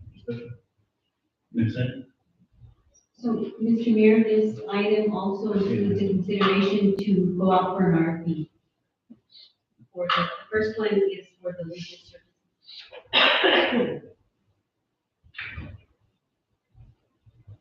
And this may be helpful for you guys to know. This is pretty standard. The county has gone out for it, and the county has gone out for it. It's great representation. We're very excited to have them on board. Water County is currently an active RFP, as does the electric co-op in Water County, and I've supported them with all of these RFPs. So. Madam Clerk, I thought the RFP was in the next one. There are two different RFPs. So the first one is a presentation along with the consideration of the RFP for legal services. And then item number 3 is the RFP to seek disaster recovery services. Does that mean we're excluding anything else on that RFP, like roads and economic development? Sure, can I answer that? And the second request, are we excluding other stuff that we should be getting reimbursement? So here's my perspective on how it should work, right? Disaster recovery would cover any of the projects that are needed as a result of the disaster. So I've already been talking to Lucas about a number of economic development things that we're very excited for. Yes, very much I would like that to be part of it. What the disaster recovery coordinators will do is give you programmatic support to advocate to get the funding that you need. It's also, I understand that, but one of them says recovery services for the city of Las Vegas for current and future disasters. That's not included. For instance, people that left and lost economic development because of that. Yes, it is. So the reason I'm saying this is the future is we're still experiencing cascading impacts constantly, and we don't know what the future holds. Disaster recovery includes identifying economic development possibilities, projects that could be supportive of your development, as well as defining the impacts that the disaster had on your economic forecast and putting a dollar figure to it so you can seek reimbursement for it essentially. Okay, our question is why are we separating legal from disaster? Absolutely. Very good question and a very good reason. 2 reasons. One is funding is different. For disaster recovery, again, that's going to be included in your FEMA project. There is currently no funding to cover your attorney services, right? And the way that this will typically be set up is going to be on contingency, yes, where you would get the attorneys would get a certain percentage of whatever they were bringing into, right? But that's going to be specifically on litigation. What I want from disaster recovery is for them to support you with just working the program and implementing it. It's not necessarily suing, it's not necessarily anything that requires an attorney. It's just working the process, making sure that you get everything you can out of the existing programs. Who would be setting up the RFPs? City. Yeah. Thank you, sir. Just for the record, this is something I've asked for the last 5-6 months. Good. Because I know, it's a long haul, and, but I think the legal, we should be done just like everybody else. I think you will, and I think it'll get you what you need to move forward. We've already made a lot of progress, but you need a whole team. So on item 2, let's be more specific right now. The RFP is for legal item number 2, let's stick to number 2, and then disaster recovery will be item 3. So at this time, I'll entertain a motion for item number 2, which is specifically an RFP for disaster legal services for the city of Las Vegas, New Mexico. And RFP for disaster legal services. Motion by Councilman Montoya. Do I have a second? Second by Councilman Martinez. Roll call, please. Counselor Casey?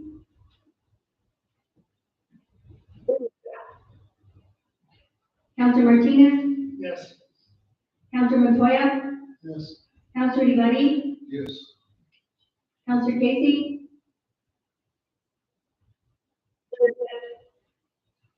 We have a motion by Counselor Montoya, a second by Counselor Martinez. Thank you, Mr. Mayor. Motion carries. Now, item number 3, again, this one is for disaster recovery services, and I want to add something to this there.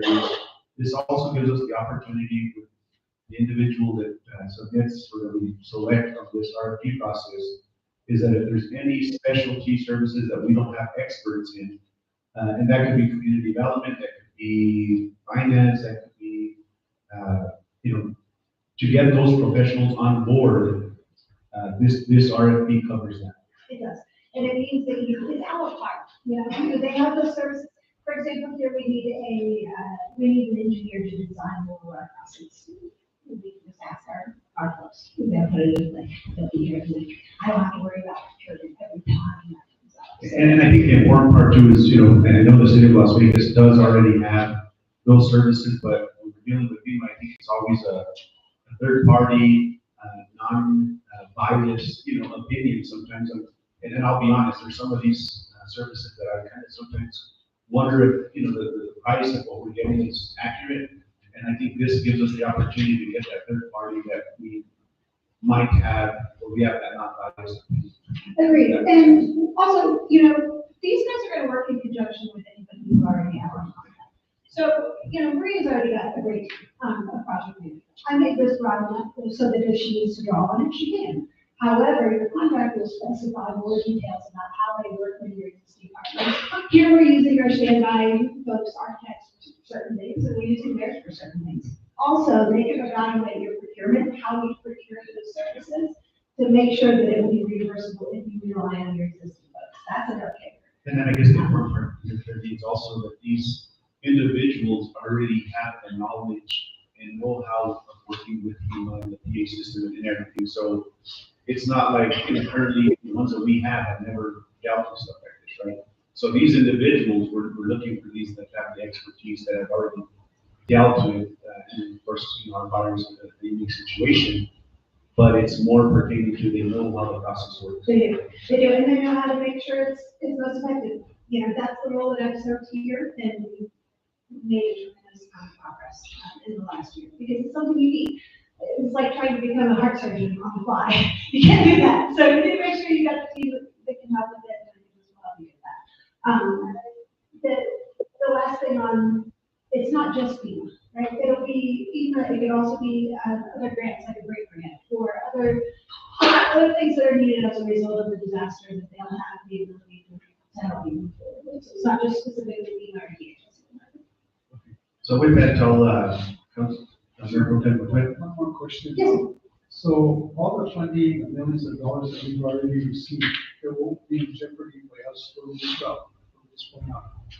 And the fundings that we have applied for, that we haven't received, are those gonna be jeopardized? They expect you to have done this year or two. Like, this is how the industry works. It's not going to jeopardize a single thing. This is something that your state has wanted you to put in place. The system's designed to pay for these services and make sure that you get it. Maria, do you concur with that?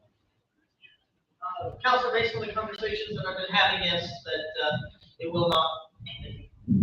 Sorry, based on the information that Clarity has provided and some of the other things, this will not impact, our current funding, and it may actually help. Thank you. Okay, will. Mr. Mel, with all that With that, I entertain a motion. discussion, we'll move,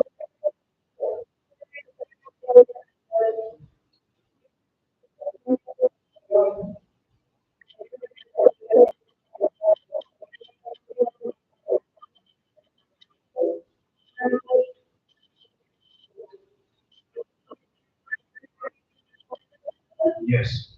Yes, ma'am.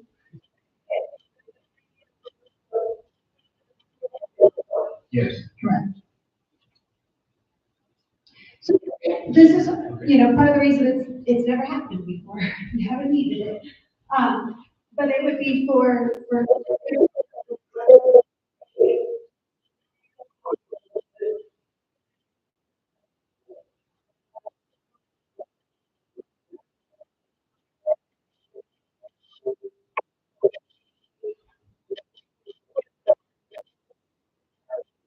Oh.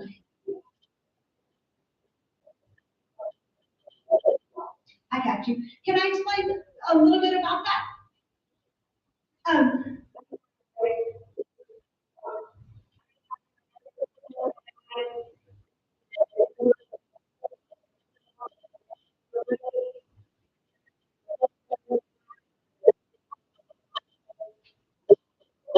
Right. I'm gonna try without it. Is that any better? So, Councilor Casey, can you hear me better? Mayor Romero, can you hear me? Okay, so the reason, and I guess probably what you're asking here specifically is, being that Terry is with the North Central Economic Development District, is that being that they're, so basically what's happened, as I mentioned to you earlier, and the council, being that the FEMA stuff was very important, I did, North Central did receive a grant to pay Terry and, Absolutely. basically they got funding for it to help us because they knew that we didn't have the individuals on staff to be able to put this stuff together, basically. I have a free version of what I'm asking you to go to RFP for. That's the simplest way I can tell you. I have a free version. I'm here on a technical assistance grant, meaning that the state and FEMA actually recognize the community doesn't have the resources. And so they got a grant to pay my salary for me to be here and try to help. But I'm not enough. So I'm getting you the actual long-term help that you need. And that's my role. I won't bid on this. I don't work for any company that makes any profit on this. I'm part of the government. And yeah. And the assurance is that all the RFP process is going to be handled within city employees, Councilor Casey. So Good question. With that, I'll entertain a motion. Councilman Martinez, Mayor Pro Tem Montoya. Thank you. I consider a request for an RFP to seek disaster recovery services for the city of Las Vegas, New Mexico, current and future disasters. We have a motion, second by Councilman Martinez. Roll call. Councilor Vivari, Yes. Councilor Martinez, Yes. Councilor Montoya, Yes. Councilor Casey. I have a motion by Councilor Montoya, second by Councilor Martinez. Thank you, Mr. Mayor. Motion carries. Thank you very much. Thank you. Moving on to business item number 4. which is-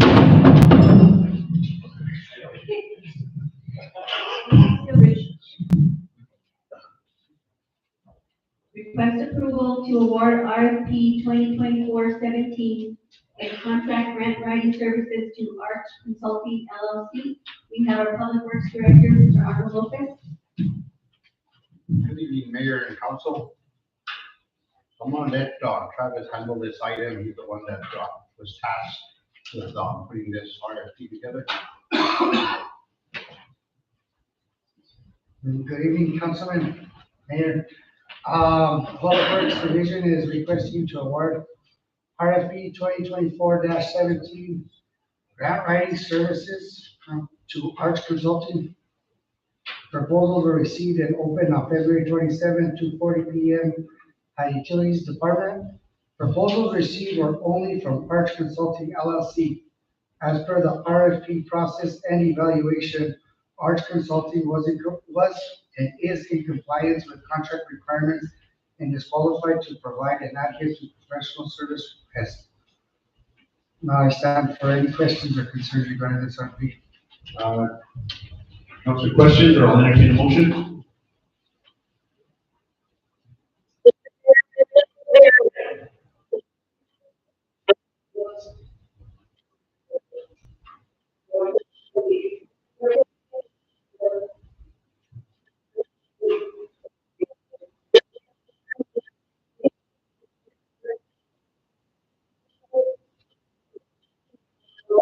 I have a motion by Councilor Casey, do I have a second? Second by Councilman Martinez, and discussion? Discussion? So, Mr. City Manager, on this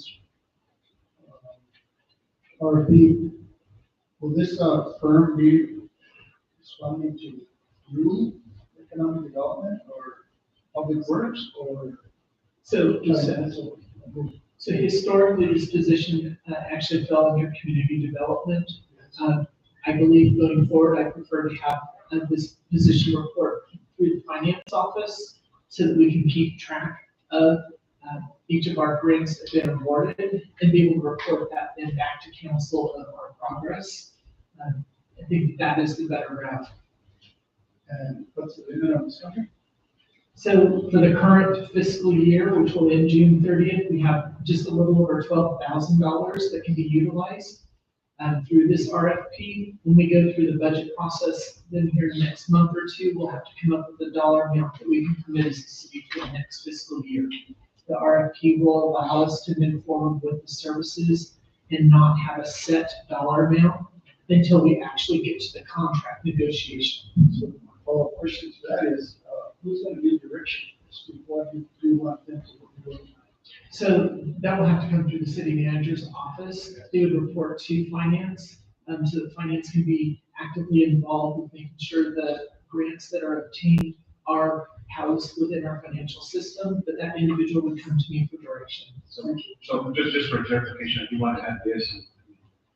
This is probably the decision that you will have to make, Mr. City Manager, but also there is a governing body liaison, within that in case we have some grants for. So I think that is consideration. So, but at the end of the day, it's going to be your decision under you. And I think that's the important part of whatever decision you make. All right, roll call please. Councilor Montoya? Yes. Councilor Martinez? Yes. Councilor Olivari? Yes. Councilor Casey? I have a motion by Councilor Casey, a second by Councilor Martinez. Thank you, Mr. Mayor. Motion carries. Moving on to item number 5, request approval to award RFP 2024-16 for the construction, reconstruction, pavement rehabilitation, drainage improvements, and miscellaneous construction to University Avenue, or University Avenue to Pacheco Construction. Mr. Lopez. Mayor and Council, we had 3 contractors that bid on this particular project. Pacheco was the apparent low bidder. Bids are tabulated and verified. They have all the required permits and licenses and everything. So we are requesting approval to award University Avenue reconstruction project to them in the amount of $2,069,688 and some change. There's time for questions. Mr. Lopez, it's just one question. This is the same contractor that did the Jackson Street sidewalks? Correct? Yes, sir. And I just want to assure that we're not going to have that issue with this project. We'll make sure we have inspectors on site and we'll go into that. Yes, sir, for the record, they were the ones that we contracted to do that sidewalk. They subcontracted it out to a different contractor. So basically, it wasn't technically them that did that quality of work, but they were responsible for it and they did the correction. Okay. Thank you. I just wanted to make that note to make sure. And then also, this Mr. Martinez, you came into a perfect time. This is also workforce. So we're probably going to get you the cover. Counselor. Thank you, Mr. Mayor. I was fortunate to attend review, 100% review of University Gallery. And there are going to be changes that people aren't used to, but that's going to be granted on 6th University or 7th University, where the slope is too steep. So we have to make some different arrangements to meet the DOT specs. But we can't do anything about the road behind the old sacred building because that's the way it was built. It is built at an angle and it will stay at an angle. It's going to be a different road at most roads. But for the most part, we're sure that this is a great project. With that, Mr. Mayor, I'll go ahead and move to the water RFP 2024-16. For the construction payment and demand, drainage improvements and miscellaneous constructions to University Avenue. A motion. Circle. Motion by Pro Tem Montoya, second. Second by Councilman Rivali. Discussion. Councilor Martinez. In reference to any of these, the RFP and everything else, moving forward and making sure that we, we're going to award this contract over. I always think about change orders and deadlines. Deadlines is always a huge thing in our community because we seem to start projects, but we never finish them, okay? And I just want to, make sure that we can get to an end with some of these projects because we've got a lot of open projects already in the city. And, with, your help, Donald, and your department, of course, we want to make sure that we can get past that. And of course, change orders is a big thing as well. But there's a lot of unforeseen. We can't understand that until it actually gets there. But nevertheless, the timeline that we have for these projects, we don't want it to exceed by far, what it's supposed to be, the scope of the work. So I just wanted to bring that to light. Counselor Casey? Counselor Martinez? Yes. Counselor Montoya? Yes. Counselor Rivali? Yes. A motion by Counselor Montoya, second by Counselor Rivali. Thank you, Mr. Mayor. Motion carries. Moving on to item number 6, discussion and direction of the Transportation Project Fund, funding fiscal year 2025. Mr. Lopez. Yes, again, Mayor and Council. So, this is the time of year again that, DOT puts out a grant opportunity, which is called their Transportation Project Fund. We're always, or thank goodness, we've been successful annually on this funding. The opportunity this year, in my opinion, to make sure or to better our odds of getting this grant is to select a project that we had a shortfall on last year. So it is a zone project. Last year, our initial request was going to be in the excess of $4 million. So we were notified early on before application through our NERCO, which is the Northeastern Regional Planning Organization, that we needed to reduce request amounts. Right? So we're only able to request half the funding for this particular project. So making the project basically incomplete, like Councilman Martinez was referring to. And I agree with them. I think we should always, make it in our priority to finish projects. So that's why I am recommending that this year's, funding request be specific for in Creston to be able to complete that project again because of the shortfall last year. And the project will be 100% design ready, which gives us a better opportunity to get funded. DOT likes to see projects that are fully, or shovel ready that they call, meaning that their designs, 100% and basically ready to go to construction. So basically, I'm asking you for your approval to use this as our priority request for this year, 2025 TPF funding opportunity. So I'll stand for questions. Questions or I'll entertain a motion at this time? Mayor Pro Tem Montoya. This is, I want to thank the Mexico DOT and their staff, and Chairman Mr. Walter Adams again, for allowing the city of Las Vegas to, be able to get so much of the pie. I think that's a benefit to us, the chairman, the board. But I'll tell you, like Legion, we faced it on a basis, and now with FEMA, we're requesting more funding for the last phase of it. Mountain News, done in bases, Lincoln, all the streets that we do the bases because we can't afford to do the whole street at one time. It's expensive. But this is one project that I think all the citizens out there have been waiting for. And the other thing is, Mr. Mayor and Council, is that we're sharing the wealth here. We're working on every ward, and we're trying to fix roads in every ward. So not only one ward has all the restrictions.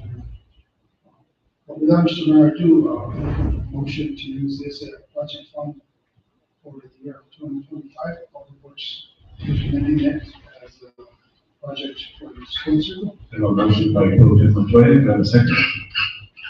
Also, you can do it. Second by Councilman Martinez. Roll call. Counselor Lee, Yes. Counselor Casey, Counselor Montoya, Yes. Counselor Martinez. Yes. I have a motion by Counselor Montoya, a second by Counselor Martinez. Thank you, Mr. Mayor. Motion carries. Thank you. Thank you, Arnold. Moving on to item number 7, request approval to award Carnegie Library roof replacement project to All Seasons Roofing and Contracting, named Mr. Arnold Lopez and Ms. June Tafoya are interim services. Okay, I'm gonna help June with this. And I think, Mr. Arnold, and I hate to, and I know June, welcome, and thank you for accepting that position. But I think we kind of had this discussion last meeting, and I don't know, councilors, if you guys are ready, I'll entertain a motion. If not, we could have a discussion. Mr. Mayor, Mayor Pro Tem Montoya. with that said, I'll make a motion to award the Carnegie Library roof replacement project for All Seasons Roofing and Contracting. A motion by Pro Tem Montoya, second by Councilman Devali. Roll call, please. Counselor Montoya, Yes. Counselor Martinez, Yes. Counselor Casey, Counselor Lee. Yes. I have a motion by Counselor Montoya, a second by Counselor Lee. Thank you, Mr. Mayor. Motion carries. Thank you. Moving on to item number 8, request approval of resolution number 2409, a proposal from Double E for replacement of the 6-inch steel natural gas line from Porter Street to the Valencia tank. We have our utilities director, Maria Gilbert. Good evening, Mayor, Council, Mr. Manager. Here to request approval for a resolution. We currently have Double E under contract, but because of the cost of the project, I wanted to bring this to council in the form of a resolution. Included in this package is a proposal cost. One of the first things I wanted to mention was the asphalt portion will be pulled out. I don't believe that asphalt cost is appropriate, so we're going to have them focus on gas, which is their area of expertise, and we will bring back an asphalt company following behind them to go ahead and address the asphalt portion. So on that proposal, which it is just a proposal, is their cost estimate, but please don't consider that asphalt portion. It should be closer to $650,000 for everything. I've had my staff do some checking into asphalt companies, and it's about $100,000 overpriced on the asphalt work. But we do want to get some quotes, multiple quotes before we finalize who will be doing the asphalt, but it is important for us to start with the gas portion. And I have Judith Haddad here from the gas division to be able to explain why this project needs to be done and why we're going out to a vendor. So councilors, if you want, I could entertain a motion on this, or if you guys want to have discussion prior? Just a little bit of discussion, if you mind, Councilor Martinez? I just had a couple of questions. I understand, gas and what it only takes. I know you're going from a steel line, an old steel line to a new polyethylene line. Yes, sir, Is that correct? Yes. And the steel line, because of the falling protection, basically is one of the reasons why it's getting replaced, correct? That is one of the One of the reasons? yes. We want to downsize the line. That line was originally installed to go up to the Valencia tanks to support P&M's electrical grid. And then they never used it because we didn't have the volume that they needed to run generators to create power. So that line was oversized, ran up that way for that specific reason. Okay. We want to downsize it, but we're also having issues because of the age as trying to keep up the cathodic protection on that whole section of line in that area. So that 4-inch line actually will take care of that? Yes, it'll control it'll have enough volume and flow for all the branches in that area. Okay. No, that's kind of all. I just wanted to verify. I know those city lines are very old, but I'm sure it's an old line. got quite a few years already in there. And then falling protection is basically a rust. Basically, that rust gets in that line and corrode it, and then you've got natural gas leaks or anything else. So, and I know that we're trying to prevent desert. We have preventive maintenance, yes, but like I'm saying, we have an issue with that line. That's a pretty good sized line too. And on the other token, we don't have the capability right now to, if something were to occur, we would have to contract our emergency contractor to come down and do any type of work on that size of line because we don't have the equipment. So say we would have some sort of failure at this point, it would be costly to the city, to the gas department, to be having somebody coming in repairing certain sections when we could downsize and we could be able to control our destiny and be able to handle it in-house if something was to occur later in the future after this new line is installed. We could take care of the issue in-house ourselves without a contractor. Actually, no further questions on my end. Any other questions? If not, I'll entertain a motion.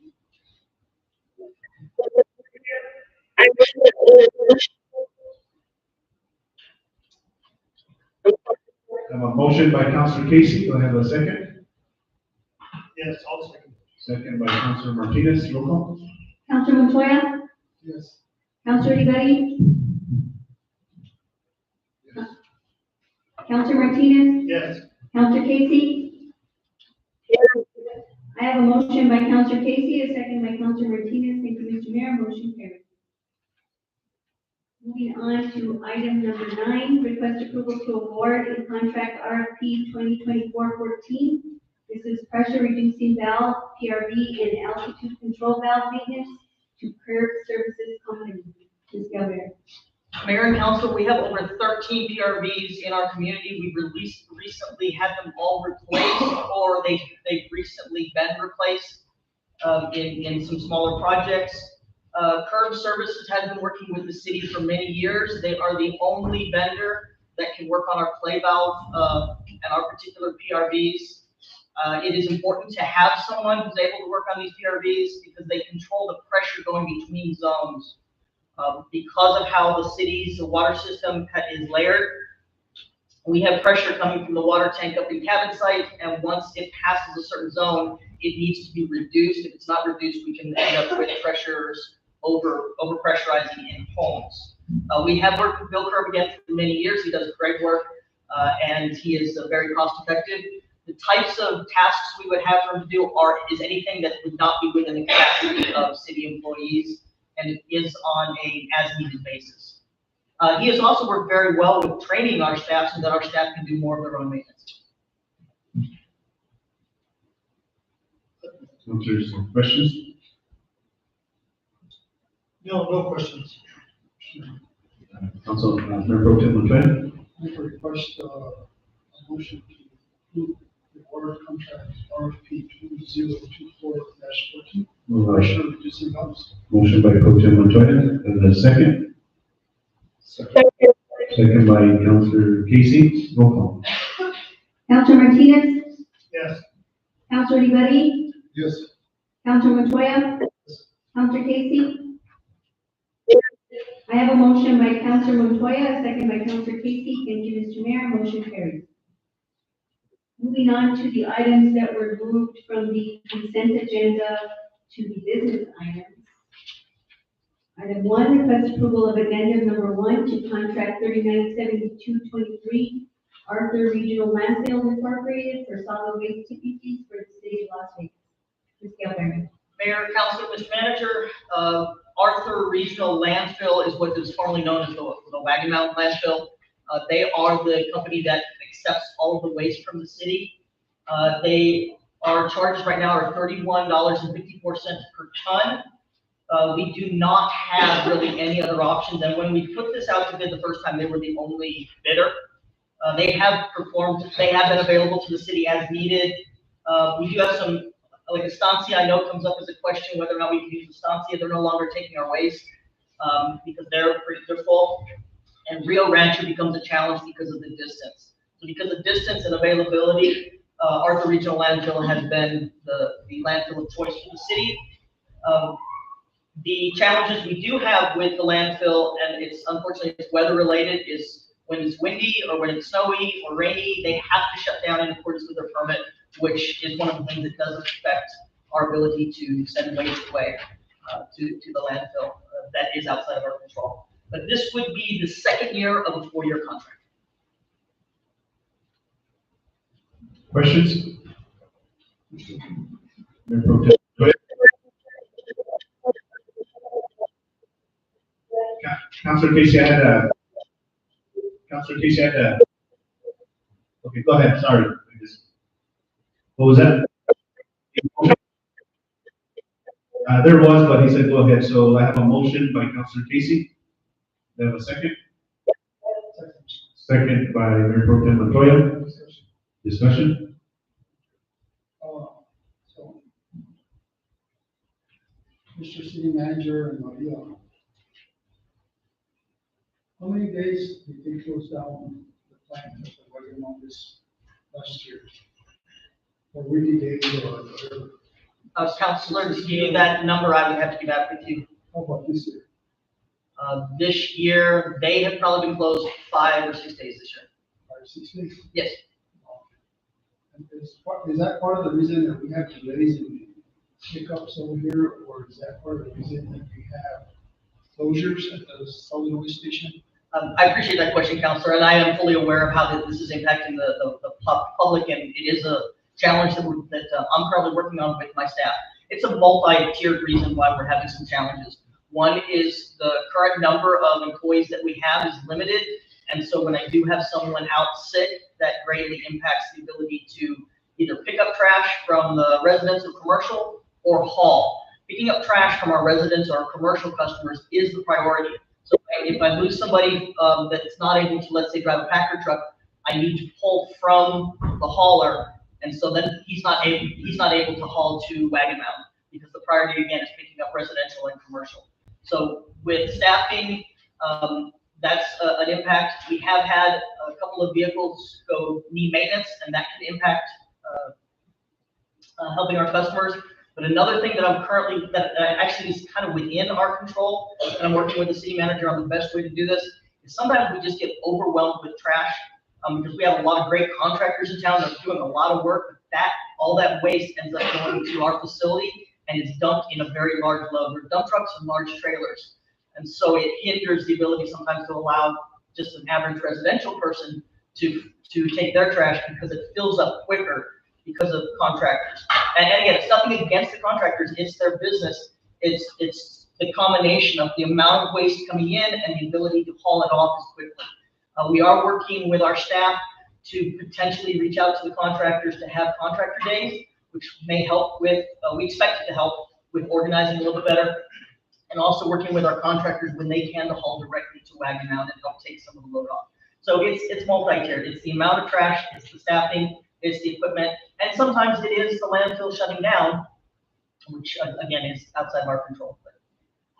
Yeah, Mr. City Manager, the reason I bring this up is because, you know, most, I think, of the calls that we get, and also get, are about solid waste. And, I'm here outside the door, it's closed, they won't let me in. They haven't picked up my trash. It's getting to a point where either you need to find a contractor, an additional contractor to haul for the city, the Wagon Mountain. And I know they're gonna treat you as last resort, not as an emergency basis. And then all the trash that's flying out there again, you know, all those things are really unacceptable. We are providing a service to our citizens and they are getting the money's worth. We charge $34 a month for residential and, you know, they only pick up once a month, I mean, once a week. And it should be on that day. And you know, I don't look further into holidays. You know, people taking 3-4 days off for the holidays and the day before, the day after. I think we have some staff that, how many employees do you have out there, Maria? Of the drivers, I think I have about 5 drivers. So, it's not due, before it was due to breakdowns of vehicles and trucks, but we got a few trucks. So I'm just at odds as to why, you know, would a larger space, floor space help? Or are we allowed to do an increase in space for our size of community? So Councilor, that's a little bit of a catch-22. We could have more space, which would allow us to fill up more. But then when we have to haul it off, if we're having these same challenges with the number of drivers, it could end up just being a larger building that we end up getting full. So that's why I don't think there's one solution to it. And Councilor, we have looked at hiring a contractor to come in and haul for us to Wagon Mountain. The gentleman who runs the facility has offered it, but he said he wanted to use city's vehicles to haul, and we cannot do that. And the last time I believe that we hired somebody, if I'm not mistaken, Lucas, it was like $60,000 for them to be hauling for us, and it was an outrageous cost. We have been looking at what actually may be more possible, but I don't know all the details yet, would be having a company come in and pick up the residential and commercial waste, and we focus on the hauling to Wagon Mountain. But there's a lot of moving parts to that as well that would have to be addressed. I don't want to beat a dead horse, but, you know, last year I checked all the PSAs and we had 23 PSAs of closure at solid waste. And to me, that's unacceptable. You know, we have, 16 holidays that we're off on top of that, so, I mean, we might not be working 3 months out of the year out there. But something needs to get done, and you know, I appreciate this contract, and I know our hands are tied, because there's nowhere else we can go. But in the same vein, I think we need to get other contractors to help us with that and avoid that, because our trash is being laid out in the streets, in the alleys, in our fields. You know, it's all over. So Council, there's a couple of things that I am working on. One of them, like I said, I'll be talking to the city manager because I've talked to my staff and we think that having different days for hauling, for trailers and for contractors may help with one portion of this. We have already raised our rates, so that's something we hope will help with continue to work towards having the drivers. out there. As for the blowing trash, I need to be more assertive with requiring our customers to bag the trash. That is in our ordinances, and a lot of times we don't enforce it, we pick it up, and then all of a sudden it's blowing all over the place because it's not bagged properly. So we need to also do our due diligence to make sure that we're holding our customers to the existing rules and regulations. We have a motion and a second. Counselor Lee? Yes. Counselor Montoya? Yes. Counselor Casey? Counselor Martinez? Yes. I have a motion by Counselor Casey, a second by Counselor Montoya. Thank you, Mr. Mayor. Motion carries. And I guess, Mr. City Manager, during the discussion here from councilors, I'm sure you get the calls too. It's a broken system and we could have a timeline as to what's the plan for fixing it. Later on, or presentation, whatever it is. Mayor, if I might, I know the Councilor Montoya had mentioned the fence. We're already in the process of fencing in closer to the building to address some of the blowing trash. And myself and several of our staff went out on Saturday and picked up trash at the transfer station. Thank you. Moving on to consent item 2 is request approval of addendum number 1 to contract 396523 Double D Incorporated for maintenance and emergency repairs to the city natural gas transmission. Ms. Gallery? Mayor and Council, this is Double E, the contractor that we will be having do the work for Porter to Valencia. The purpose is for the maintenance and repairs that are outside the capacity of our city employees. Our city employees are great, they're well-trained, they're knowledgeable. There are some lines that they just cannot work on, whether it's the size of the line, and if you has any input on this one, whether it's the size of the line, whether it's the length of the line, or the amount of work that has to be put into it. Because at the same time, they're also going to be responsible for services in other areas, so you can't necessarily pull them away for a large. So Ms. Maria, let me just go ahead Yes, sir. and then councilors, just if you guys have questions, then we'll just get straight down to this.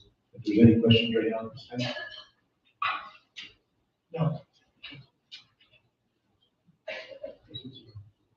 No, Mr. Mayor, Councilman Montoya? how much have we used this contract last year? What was the total amount of dollars?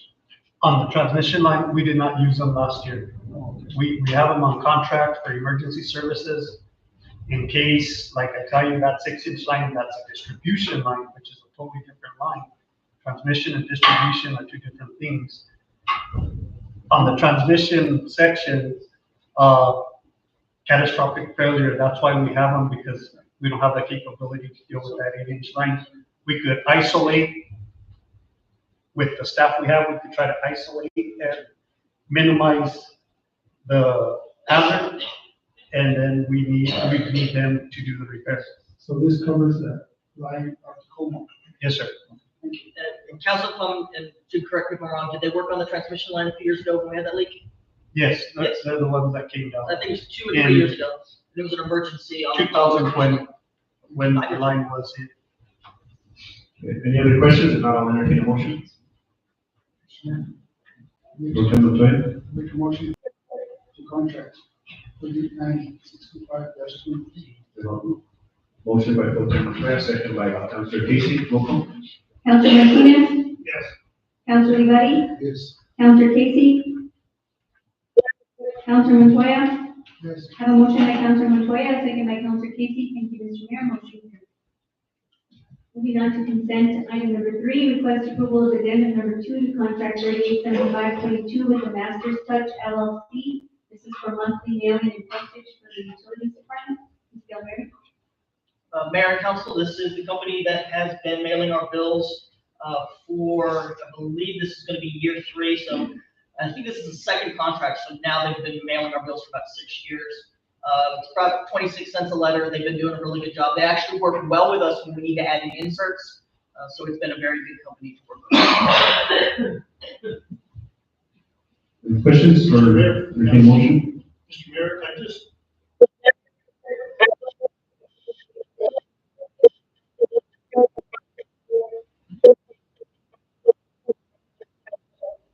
We have a motion, second by Pro Tem Montoya. Discussion, Councilman Martinez. Yes, and I was just gonna go back to just reiterate a little bit,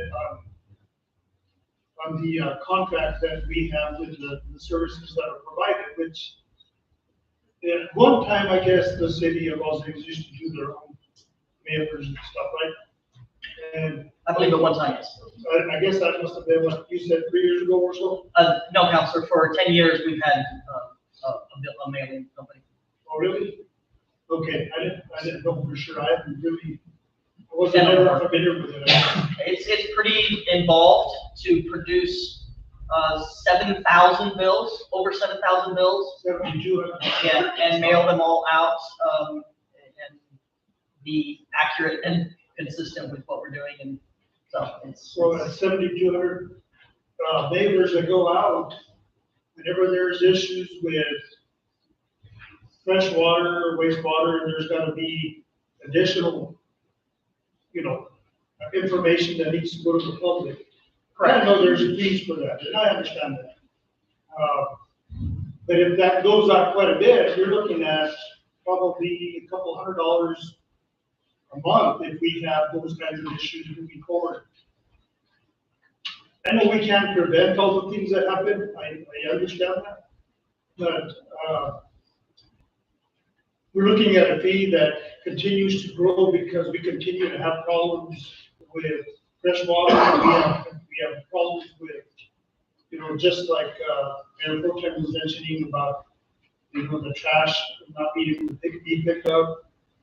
I know that's not in the mailer report, and I get that because it's a PSA that goes out.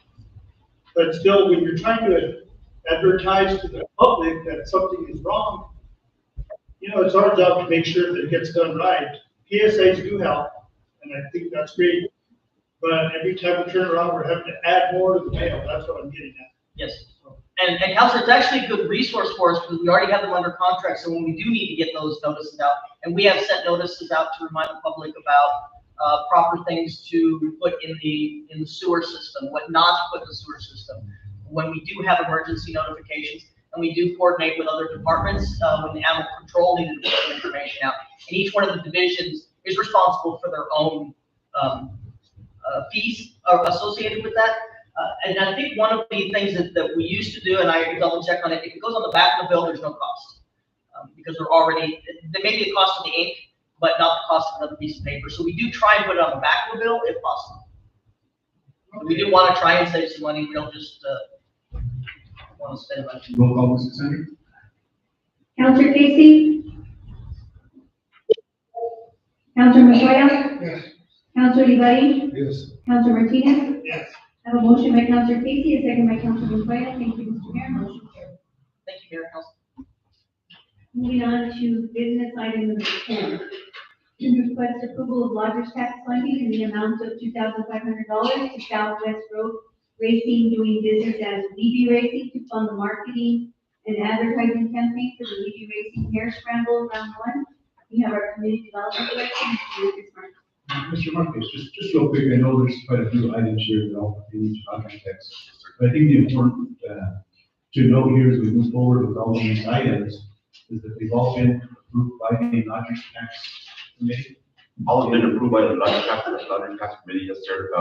The only one that had a little bit of a question was the Levy Racing. There was a stipulation on it that they provide a documentation of how they would spend the $2,500 since it's a short turnaround time. And that was provided, sir, and I took it out to each council member. So as we go through this, what I'll do, councilors, is I'll just entertain motions right away, and if you guys have discussion, we'll wait for a second, and we'll have discussion. So with that, item 10, Ms. Cassandra, and I'll entertain a motion.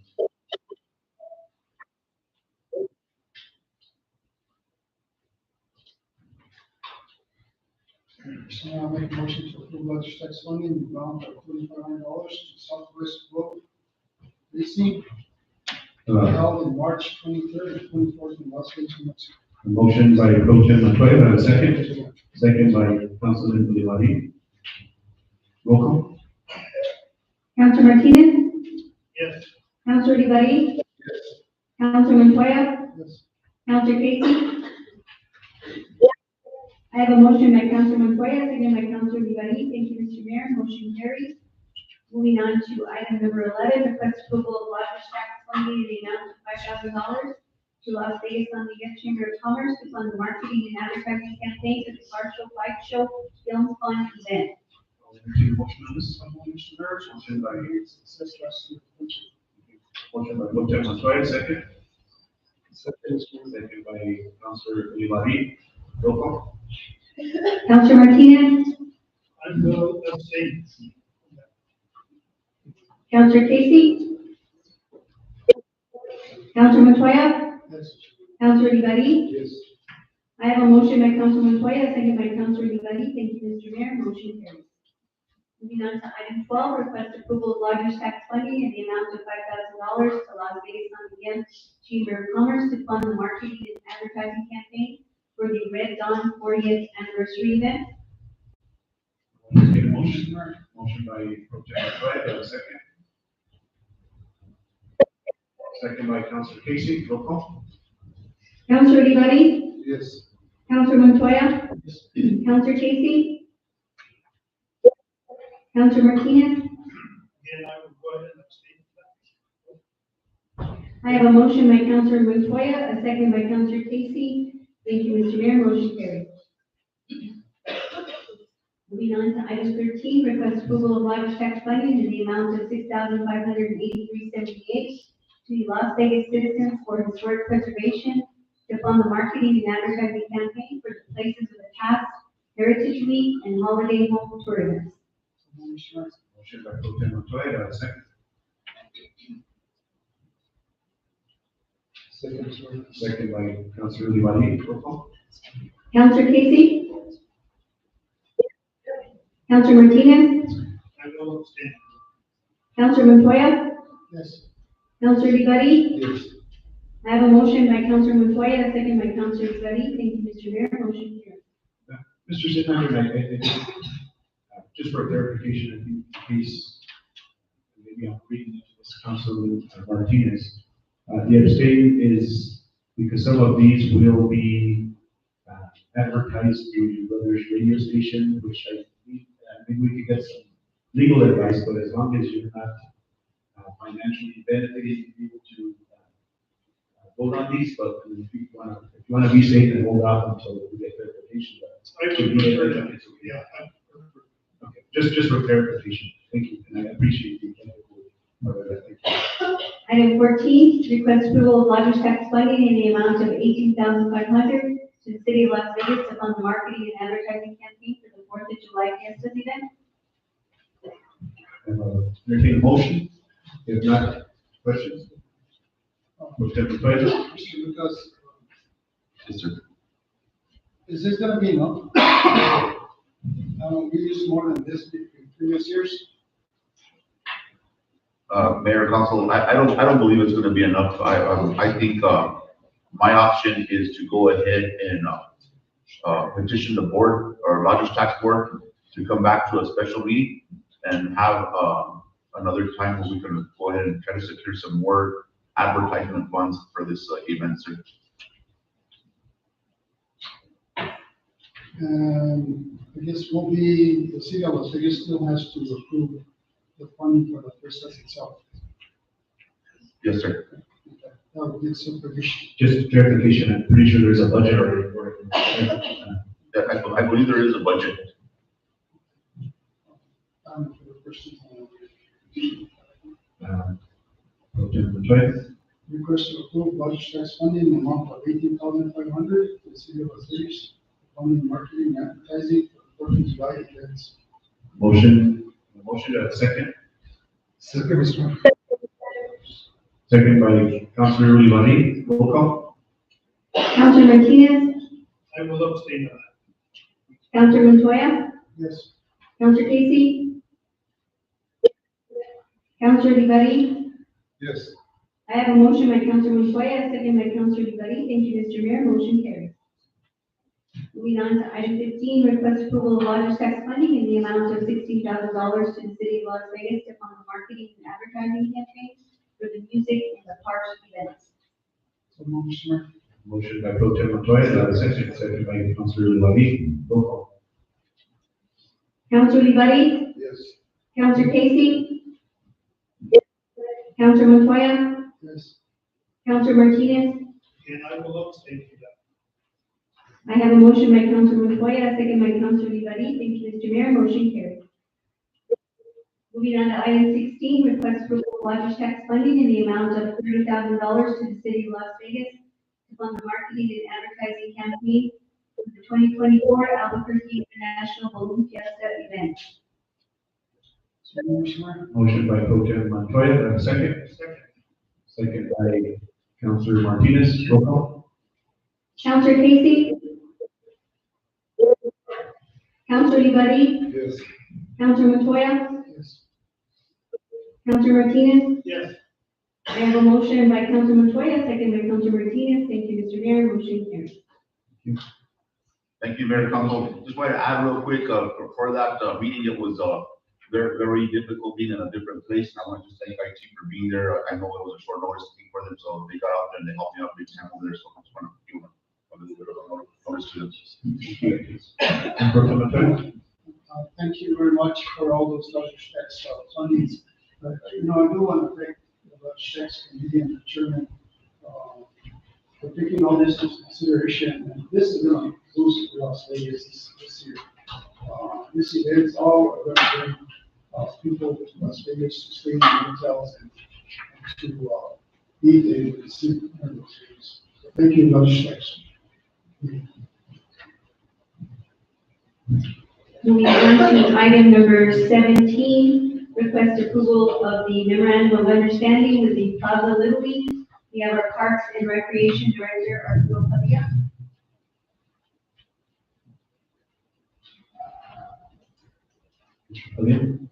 Good afternoon, Ralph.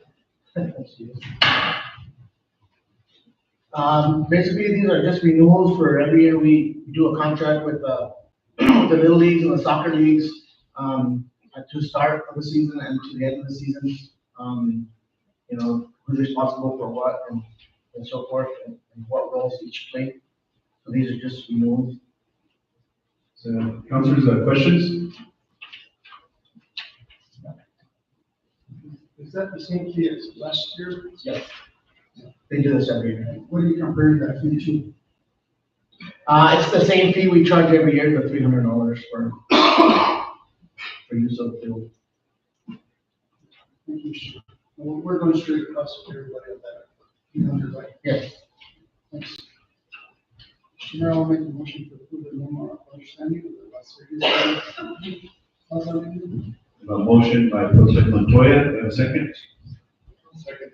Second by Councilman Martinez. Just one quick question, this was reviewed by legal, right? Yes. Everything was reviewed by for today. Roll call. Councilor Ivadi? Yes. Councilor Martinez? Yes.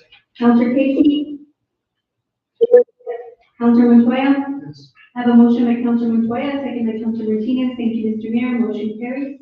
And then I know, I think Mr. Aragón, you're the president of the Plaza. Thank you for being here, and your board members. I don't know, you want to introduce us real quick? We'll make this quick. I think I'm the only one for the Plaza, but Steve Aragón, Plaza Little League, and then you have Las Vegas Little League. Thank you. Next item. Item 18, request approval of memorandum of understanding with the Las Vegas Little League. No, this is the youth soccer league, I think. Next. I'm sorry, the Las Vegas Soccer League. Yes. This is also just a renewal of what we had last year in place. Wait, hold on. We did La Plaza number 17, number 18, Las Vegas. So I said, on the Las Vegas Little League, my fault.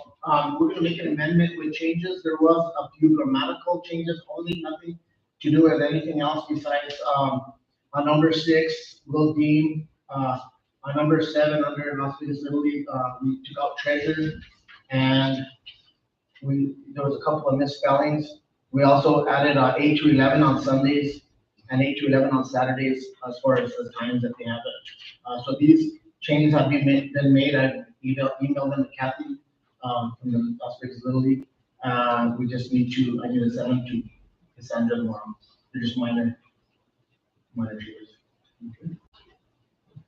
Questions or entertained motion? The only question I have is this, and it's probably not a question, but only clarification. that on any of these parts, that we're utilizing for parts, Yes. keep in mind that they are public parks, and the public comes first. So if the public goes and gets a permit for an event at any of those parks, you gotta abide by that, 60 minutes. This is secondary to the public parks. And they pay a fee to do an application. Thank you. So the current MOU, entertain a motion. So, Mr. Mayor. Motion by Pro Tem Montoya. Second by Councilor Levani, roll call. Counselor Martinez? Yes. Counselor Casey? Counselor Montoya? Yes. Counselor Livari? Yes. I have a motion by Counselor Montoya, second by Counselor Livari. Thank you, Mr. Mayor. Motion carries. Number 19, request approval of memorandum of understanding with the Las Vegas Soccer League. Once again, same thing, they're using specific fields for certain days, and let me just say that, I'm working together with the Little Leagues on a schedule, practice schedule for all the fields, so that in case of a disagreement or someone says they're supposed to be here, we have a master schedule, so that, you know, they can call the rec center or one of us, Loretta or I, and we'll know exactly who should be on that field at that time. And we've been in agreement, so. Just one question, and this probably doesn't pertain to you, but more to Maria. Maria, the fluid line, update on that to ensure that these fields get water in time. Of course, I know there's always the freeze point, but just so you can let us know where we're at with that. So as far as it is with the wastewater treatment plant, they're cleaning out the tanks now for being supplied with water. We did have some maintenance that occurred on one of the valves. We have some disinfection maintenance that is scheduled for the 1st, 2nd, and 3rd of April. By the time that's done, we're hoping that we can meet disinfection requirements without it. But if we can't, that would be the only thing that would delay it a few days. On the supply side, on the field side, we have talked with Parks about getting some PRVs as a redundancy, so that if we do have that pressure issue like we had in the past, it doesn't cause major damage to the facilities. So I'm working with Arturo on that. So that's supply and facility. Now, I think Arturo, we still need to get together with the Rodriguez Field itself because of the water line that was broken. Yes. And we need to work on it. But as far as us, we'll have the supply. I'll entertain a motion. So, Okay. Motion by Councilor Martinez, have a second. Second by Councilor Livari, roll call. Counselor Montoya? yes. Counselor Livari? Yes. Counselor Casey? Counselor Martinez? Yes. I have a motion by Counselor Martinez, and second by Counselor Livari. Thank you, Mr. Mayor. Motion carries. Before I step up, can I mention something or clarify something? So you, Mr. Lubery, had mentioned something about the fight or security of the rec. So this is our second season of basketball that we're running right now. The first season went smooth, no fights, no anything. We actually had a first disagreement between two women in the stands last week. We addressed it, we stopped the game, we told them, if you guys don't control yourselves, we're gonna get parents out and let the kids play. So for all the most part, everything has gone well. We haven't had any fist fights, anything, and you know, to my knowledge, everything's gone fine. I know that, Mr. The thing is that we have kids, you know, we. Yes. Young kids, and talking about the rec center, and now that we're getting into the building season, you know, it's happened now. And I'm kind of concerned because, you know, I think we need to check on it. I think we need to talk to our police and see if we can get any more, some kind of security, just from Casey that's happened. You know, these are kids, these are our Yes. and if you can take care of that. Yes, and I know the little board presidents and board are always around, so they see everything that goes on and they kind of patrol. I know that Loretta and I, on every single night of basketball night, we are there. And sometimes both of us are there 4 nights a week, and we're making sure that these programs run smooth because of safety of the kids. And we have, at any given point, we have about 60 to 70 people in the gym, whether there's a game going on or there's practices going on or just kids playing. We just personally, her and I, we just want to be there to make sure that everything goes well at night. During the day, it's quiet, you know, a lot of people go through the center, but at night is when it's busy, so we made it a point that we're there almost every night, for the games specifically. Thank you, sir. So, thank you. Mr. Mayor, moving on to the next item, discussion or action regarding contracts, agreements, and memorandums of understanding. Mr. Mayor. I originally asked for this item to be on the agenda, but just, I don't want to take too much time here, but what I wanted to do, and I'll say it here, and what we could do is add it for another meeting, is I think we really need to discuss as a governing body. I know at one time we adopted, that all contracts and MOUs come before, the governing body, but I think that, for instance, the ones with the Little League for the $300, these small MOUs, I think, could be handled through the city manager, and I wanted to see, as you, with these MOUs, agreements that I don't think that, probably should, they're all important, right, but I don't think that we need to really, bring them before us. That's my 2 cents. I wanted to just put this out there with you guys on what you guys felt. Most of the time, what I've reached out to other entities is they have the threshold of procurement, anything over 60,000, would come before the governing body. But they also, I think we did this, Mr. Martinez, is all MOUs were presented, but not really for approval, more for presentation. And I just wanted to have that discussion on how you guys felt. Just want to, as you noticed, be more transparent, of course, but our agendas are getting a lot more lengthy.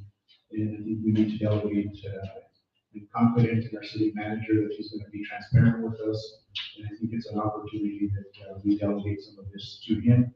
If you guys want to continue the way it is, then I'm open to that, but I think delegation to the city manager is probably best fit. So with that, I don't know if you guys want to discuss it, or not, we can put it on another agenda.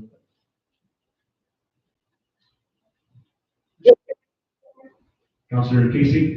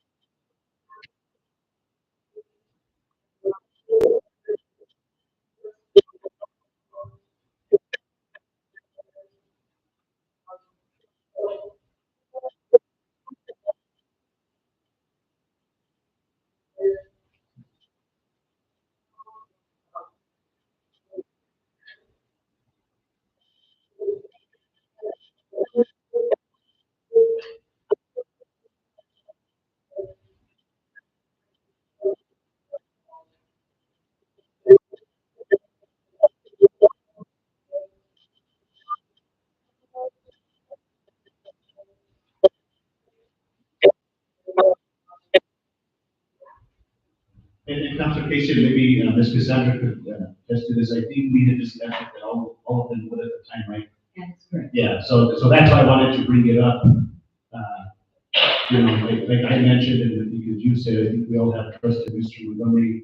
And my request to add to that is that all of them are presented to us in some form of report at least, so we're aware. I think the whole part is being transparent, right? I think not to hold up the process of the city, but at least create transparency with the governing body. That's my intent with this discussion here tonight. But I don't know if there's any other questions.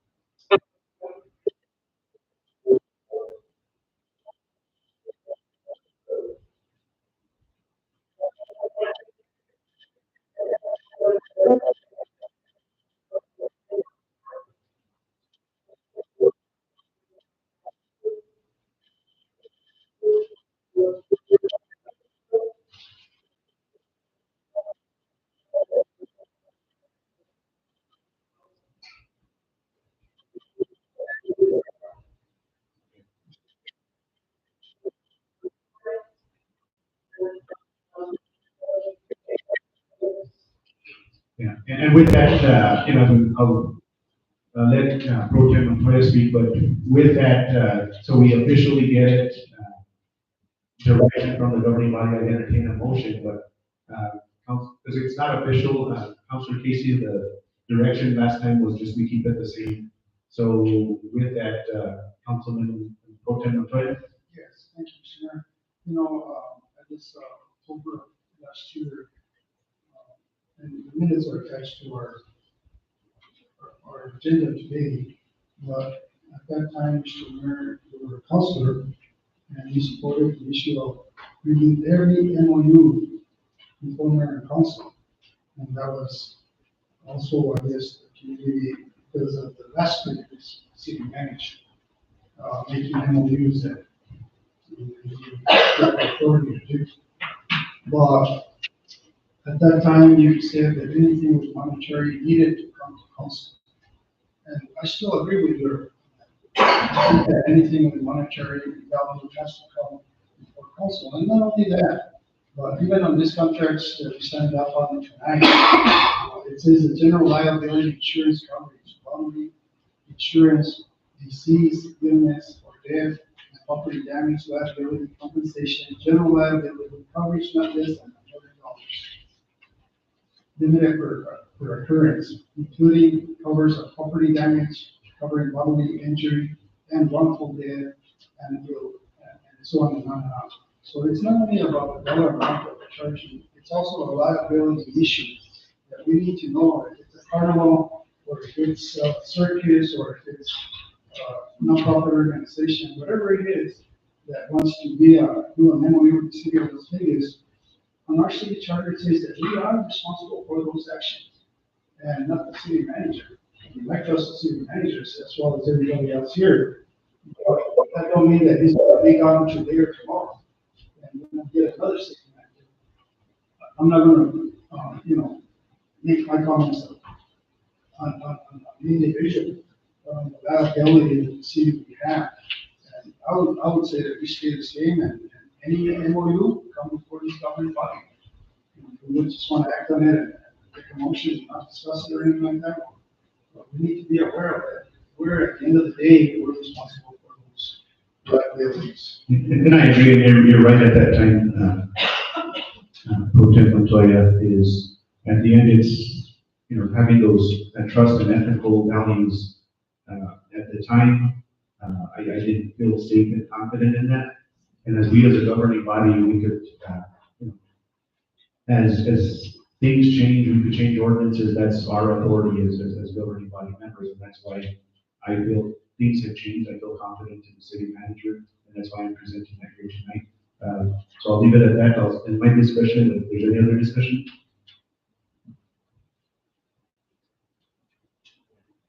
If not, I'll entertain any motion. If not, we'll just keep it the same, which I'm okay with that. And again, thank you, Mr. Mayor, for the effort and everything. It does take a lot of time for the public to be here and online to listen to all the stuff that goes on. But, it's important that we're transparent with them and that they know exactly how things work and why we keep things the way we do.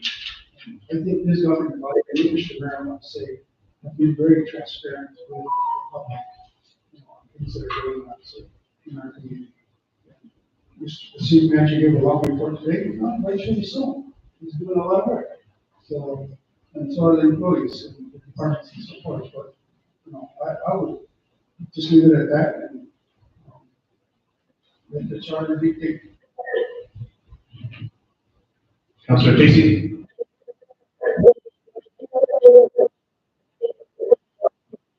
You're right.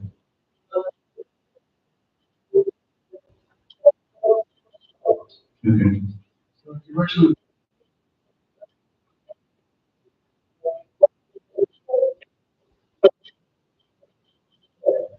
okay. You're right. so Thank you. agree to continue.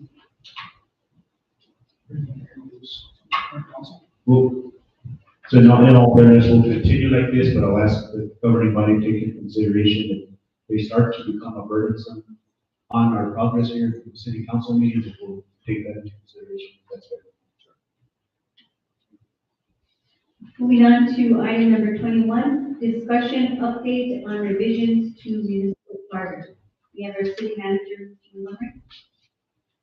So the mayor and council, as far as discussion and update on revisions to the municipal charter, I just wanted to call out that, there's the option of the council of appointing a commission to update the municipal charter. Council can also serve as the commission. And there's another option, which is to partially or fully use an attorney to go through the charter itself and come back with recommendations to council. One thing we really want to consider, though, is ensuring that we have public meetings through the process, so we receive feedback from the public. We could revise the entire charter, or we could do as we've done historically, which is take ballot questions out to vote. One concern with revising the entire charter is if it does not pass, we would need to wait until the next county timeline to hold a vote again, which would be 1 year. If we take the round of ballot questions, that would be the cost of the cities, and it can only be done through mail-in ballots. On Thursday, we do have a meeting scheduled to discuss how involved the attorney should be and which attorney we would select, considering we have multiple on purchase order right now. The goal is to update our charter to have it on the November 25th election. But that would mean that we also need to have the charter updated probably by June of 2025, so that we are able to do the publications, the announcements and so forth that's needed to be able to be on the November election. Because we don't have an action item or a vote on the agenda, we do need to have a future agenda item to permit a decision on the approach and assess the volume of changes that's needed to the charter.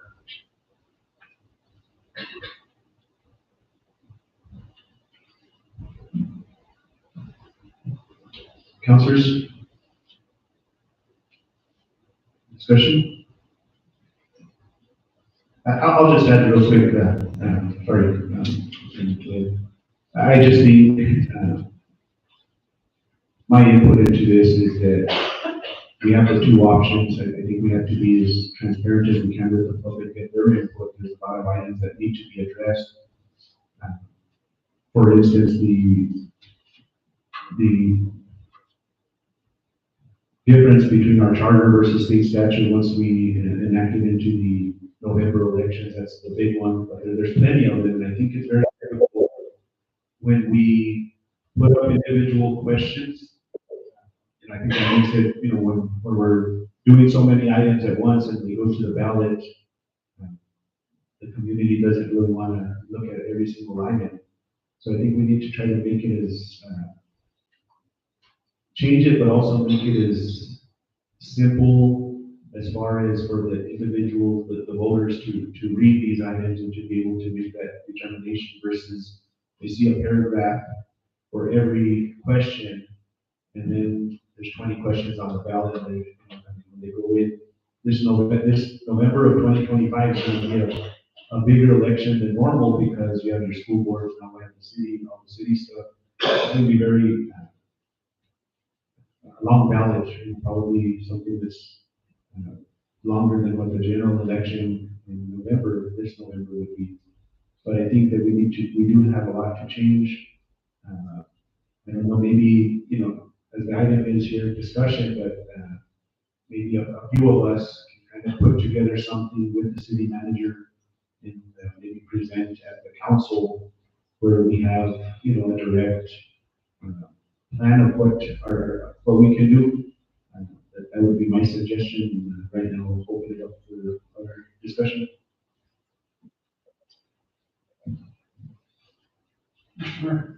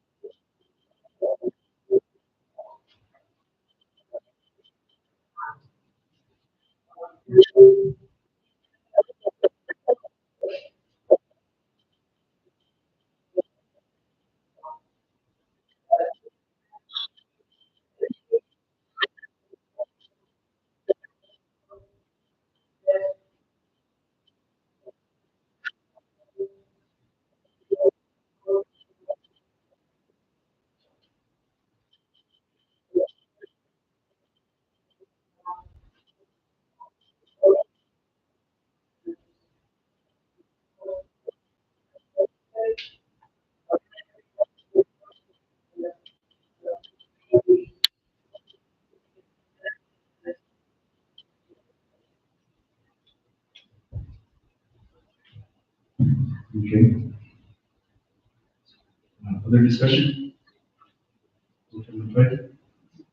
Thank you, Commissioner. You know, we're at this point, not because of our own fault, other than we voted to the appropriation. So it's the right thing to do, get more participation from the public. In the past years, 250 votes got you a seat in the city council. And it should be more like 500 votes to get you a community of 13,000 people. So there's a lot of things that are outdated on the city charter. And the last time we had an election, we did some of them, and the public turned down 3 of them. So, I still think that we need to revise the whole charter, because there's too much to handle.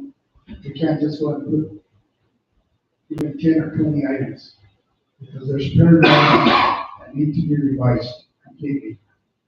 Because we no longer have that process available to us.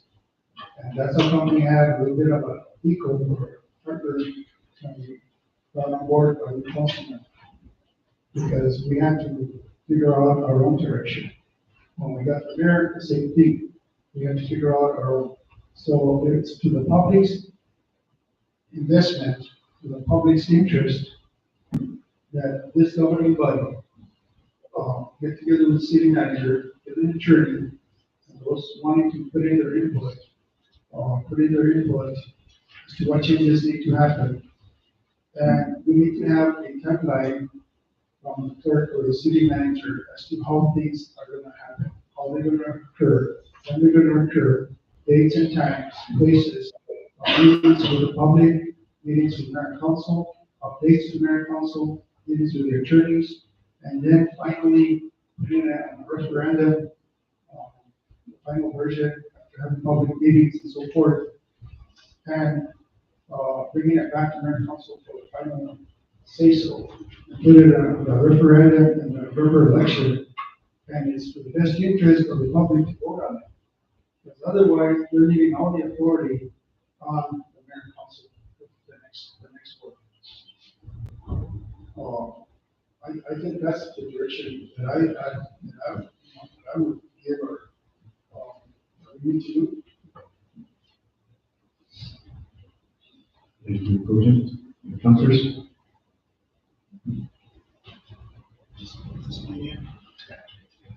So councilors, I guess, would this be fair where, and I don't know if this is too soon, but, and I'll ask Ms. Cassandra, do you think that maybe you and I, the next couple of days, could maybe put a draft timeline? A draft timeline as to, we get a committee, the suggestion are we gonna go with the committee, or we're gonna try to do it ourselves, but I think the discussion that I'm hearing now here is a committee. But maybe we could say a timeline where we backdate it, we have to have everything ready by June, July. But then we backdate everything to where, a time where we have our committee, when we'll have committee meeting, or, and it's all estimated. Do you think that you and I can We can certainly do that. I would oppose a committee, I would say, the last time was a little bit of a delay for the clerk, and it didn't work out. We had to make the final adjustments at the end. And if we're going to be in charge of the adjustments at the end, we might as well work on it all. And I think we have plenty of people, experts that can contribute to it. That will be our one or two attorneys, and also the clerk, the city manager, and the councilman that wants to be there. And of course, we're very this to the public. The public will put their input, give their input, and we move forward and make those changes, and we'll come up with a chart. So to be fair, what I'll do is I'll go ahead and we'll put this item on the next week, Ms. Cassandra, and we'll put some actual action in it, and at that time, if that's fair, we'll kind of draft a timeline, basically, draft timeline, and then we have a better idea as to how things will go, if that's fair. Yeah, because the referendum has to be probably 90 days ahead of time, sending to the street. 75. 75 days ahead of time of the election. The referendum has to be sent to the Secretary of State's office. I don't know what other time that's there. treating hotels now. I don't even know, we'll have to check, see if we can take that large amount of papers and referendums. I don't even know if they're able to do. So normally it's been 5 to 10 items.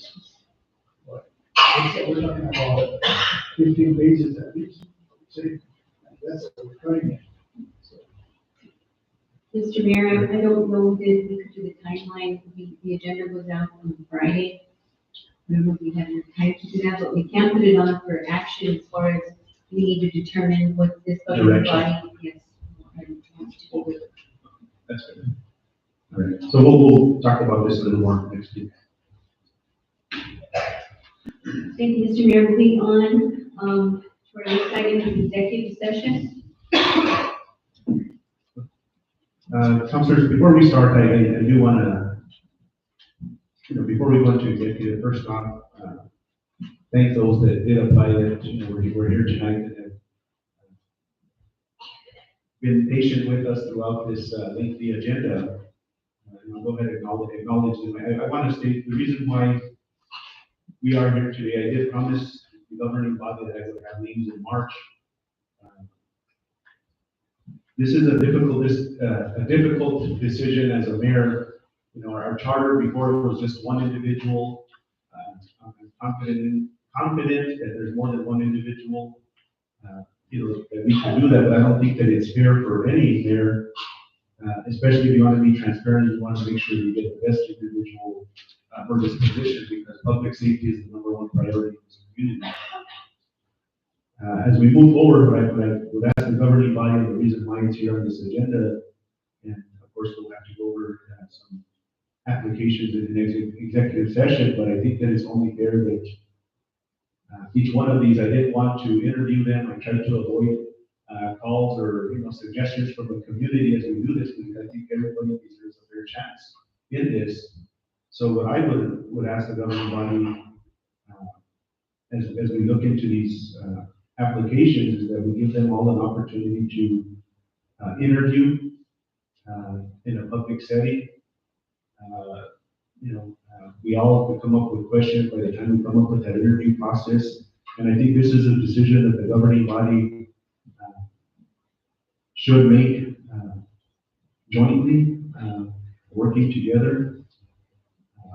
That's my suggestion.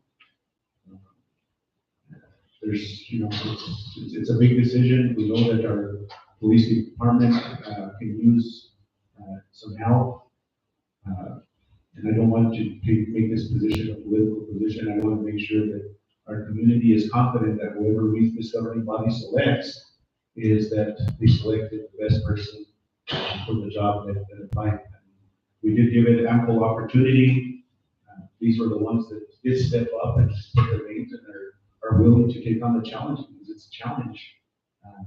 First off, thank you, Intern Chief Caleb Marquez.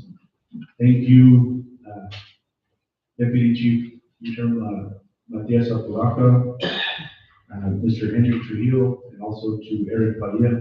So these are the individuals that I guess now I guess if you guys are willing to, the direction is totally up to you.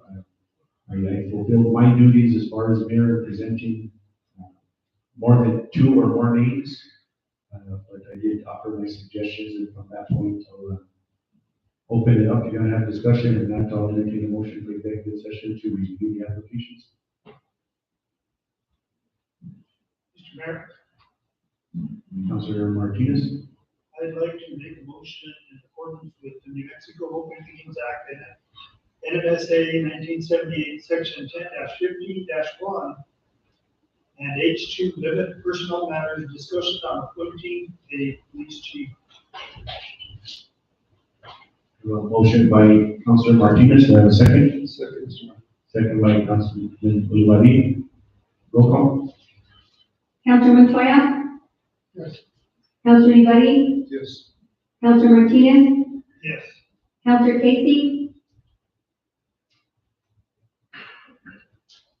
Councilor Casey?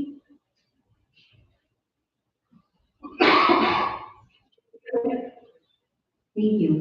I have a motion by Councilor Martinez, a second by Councilor Duvalli. Thank you, Mr. Mayor. Motion carries.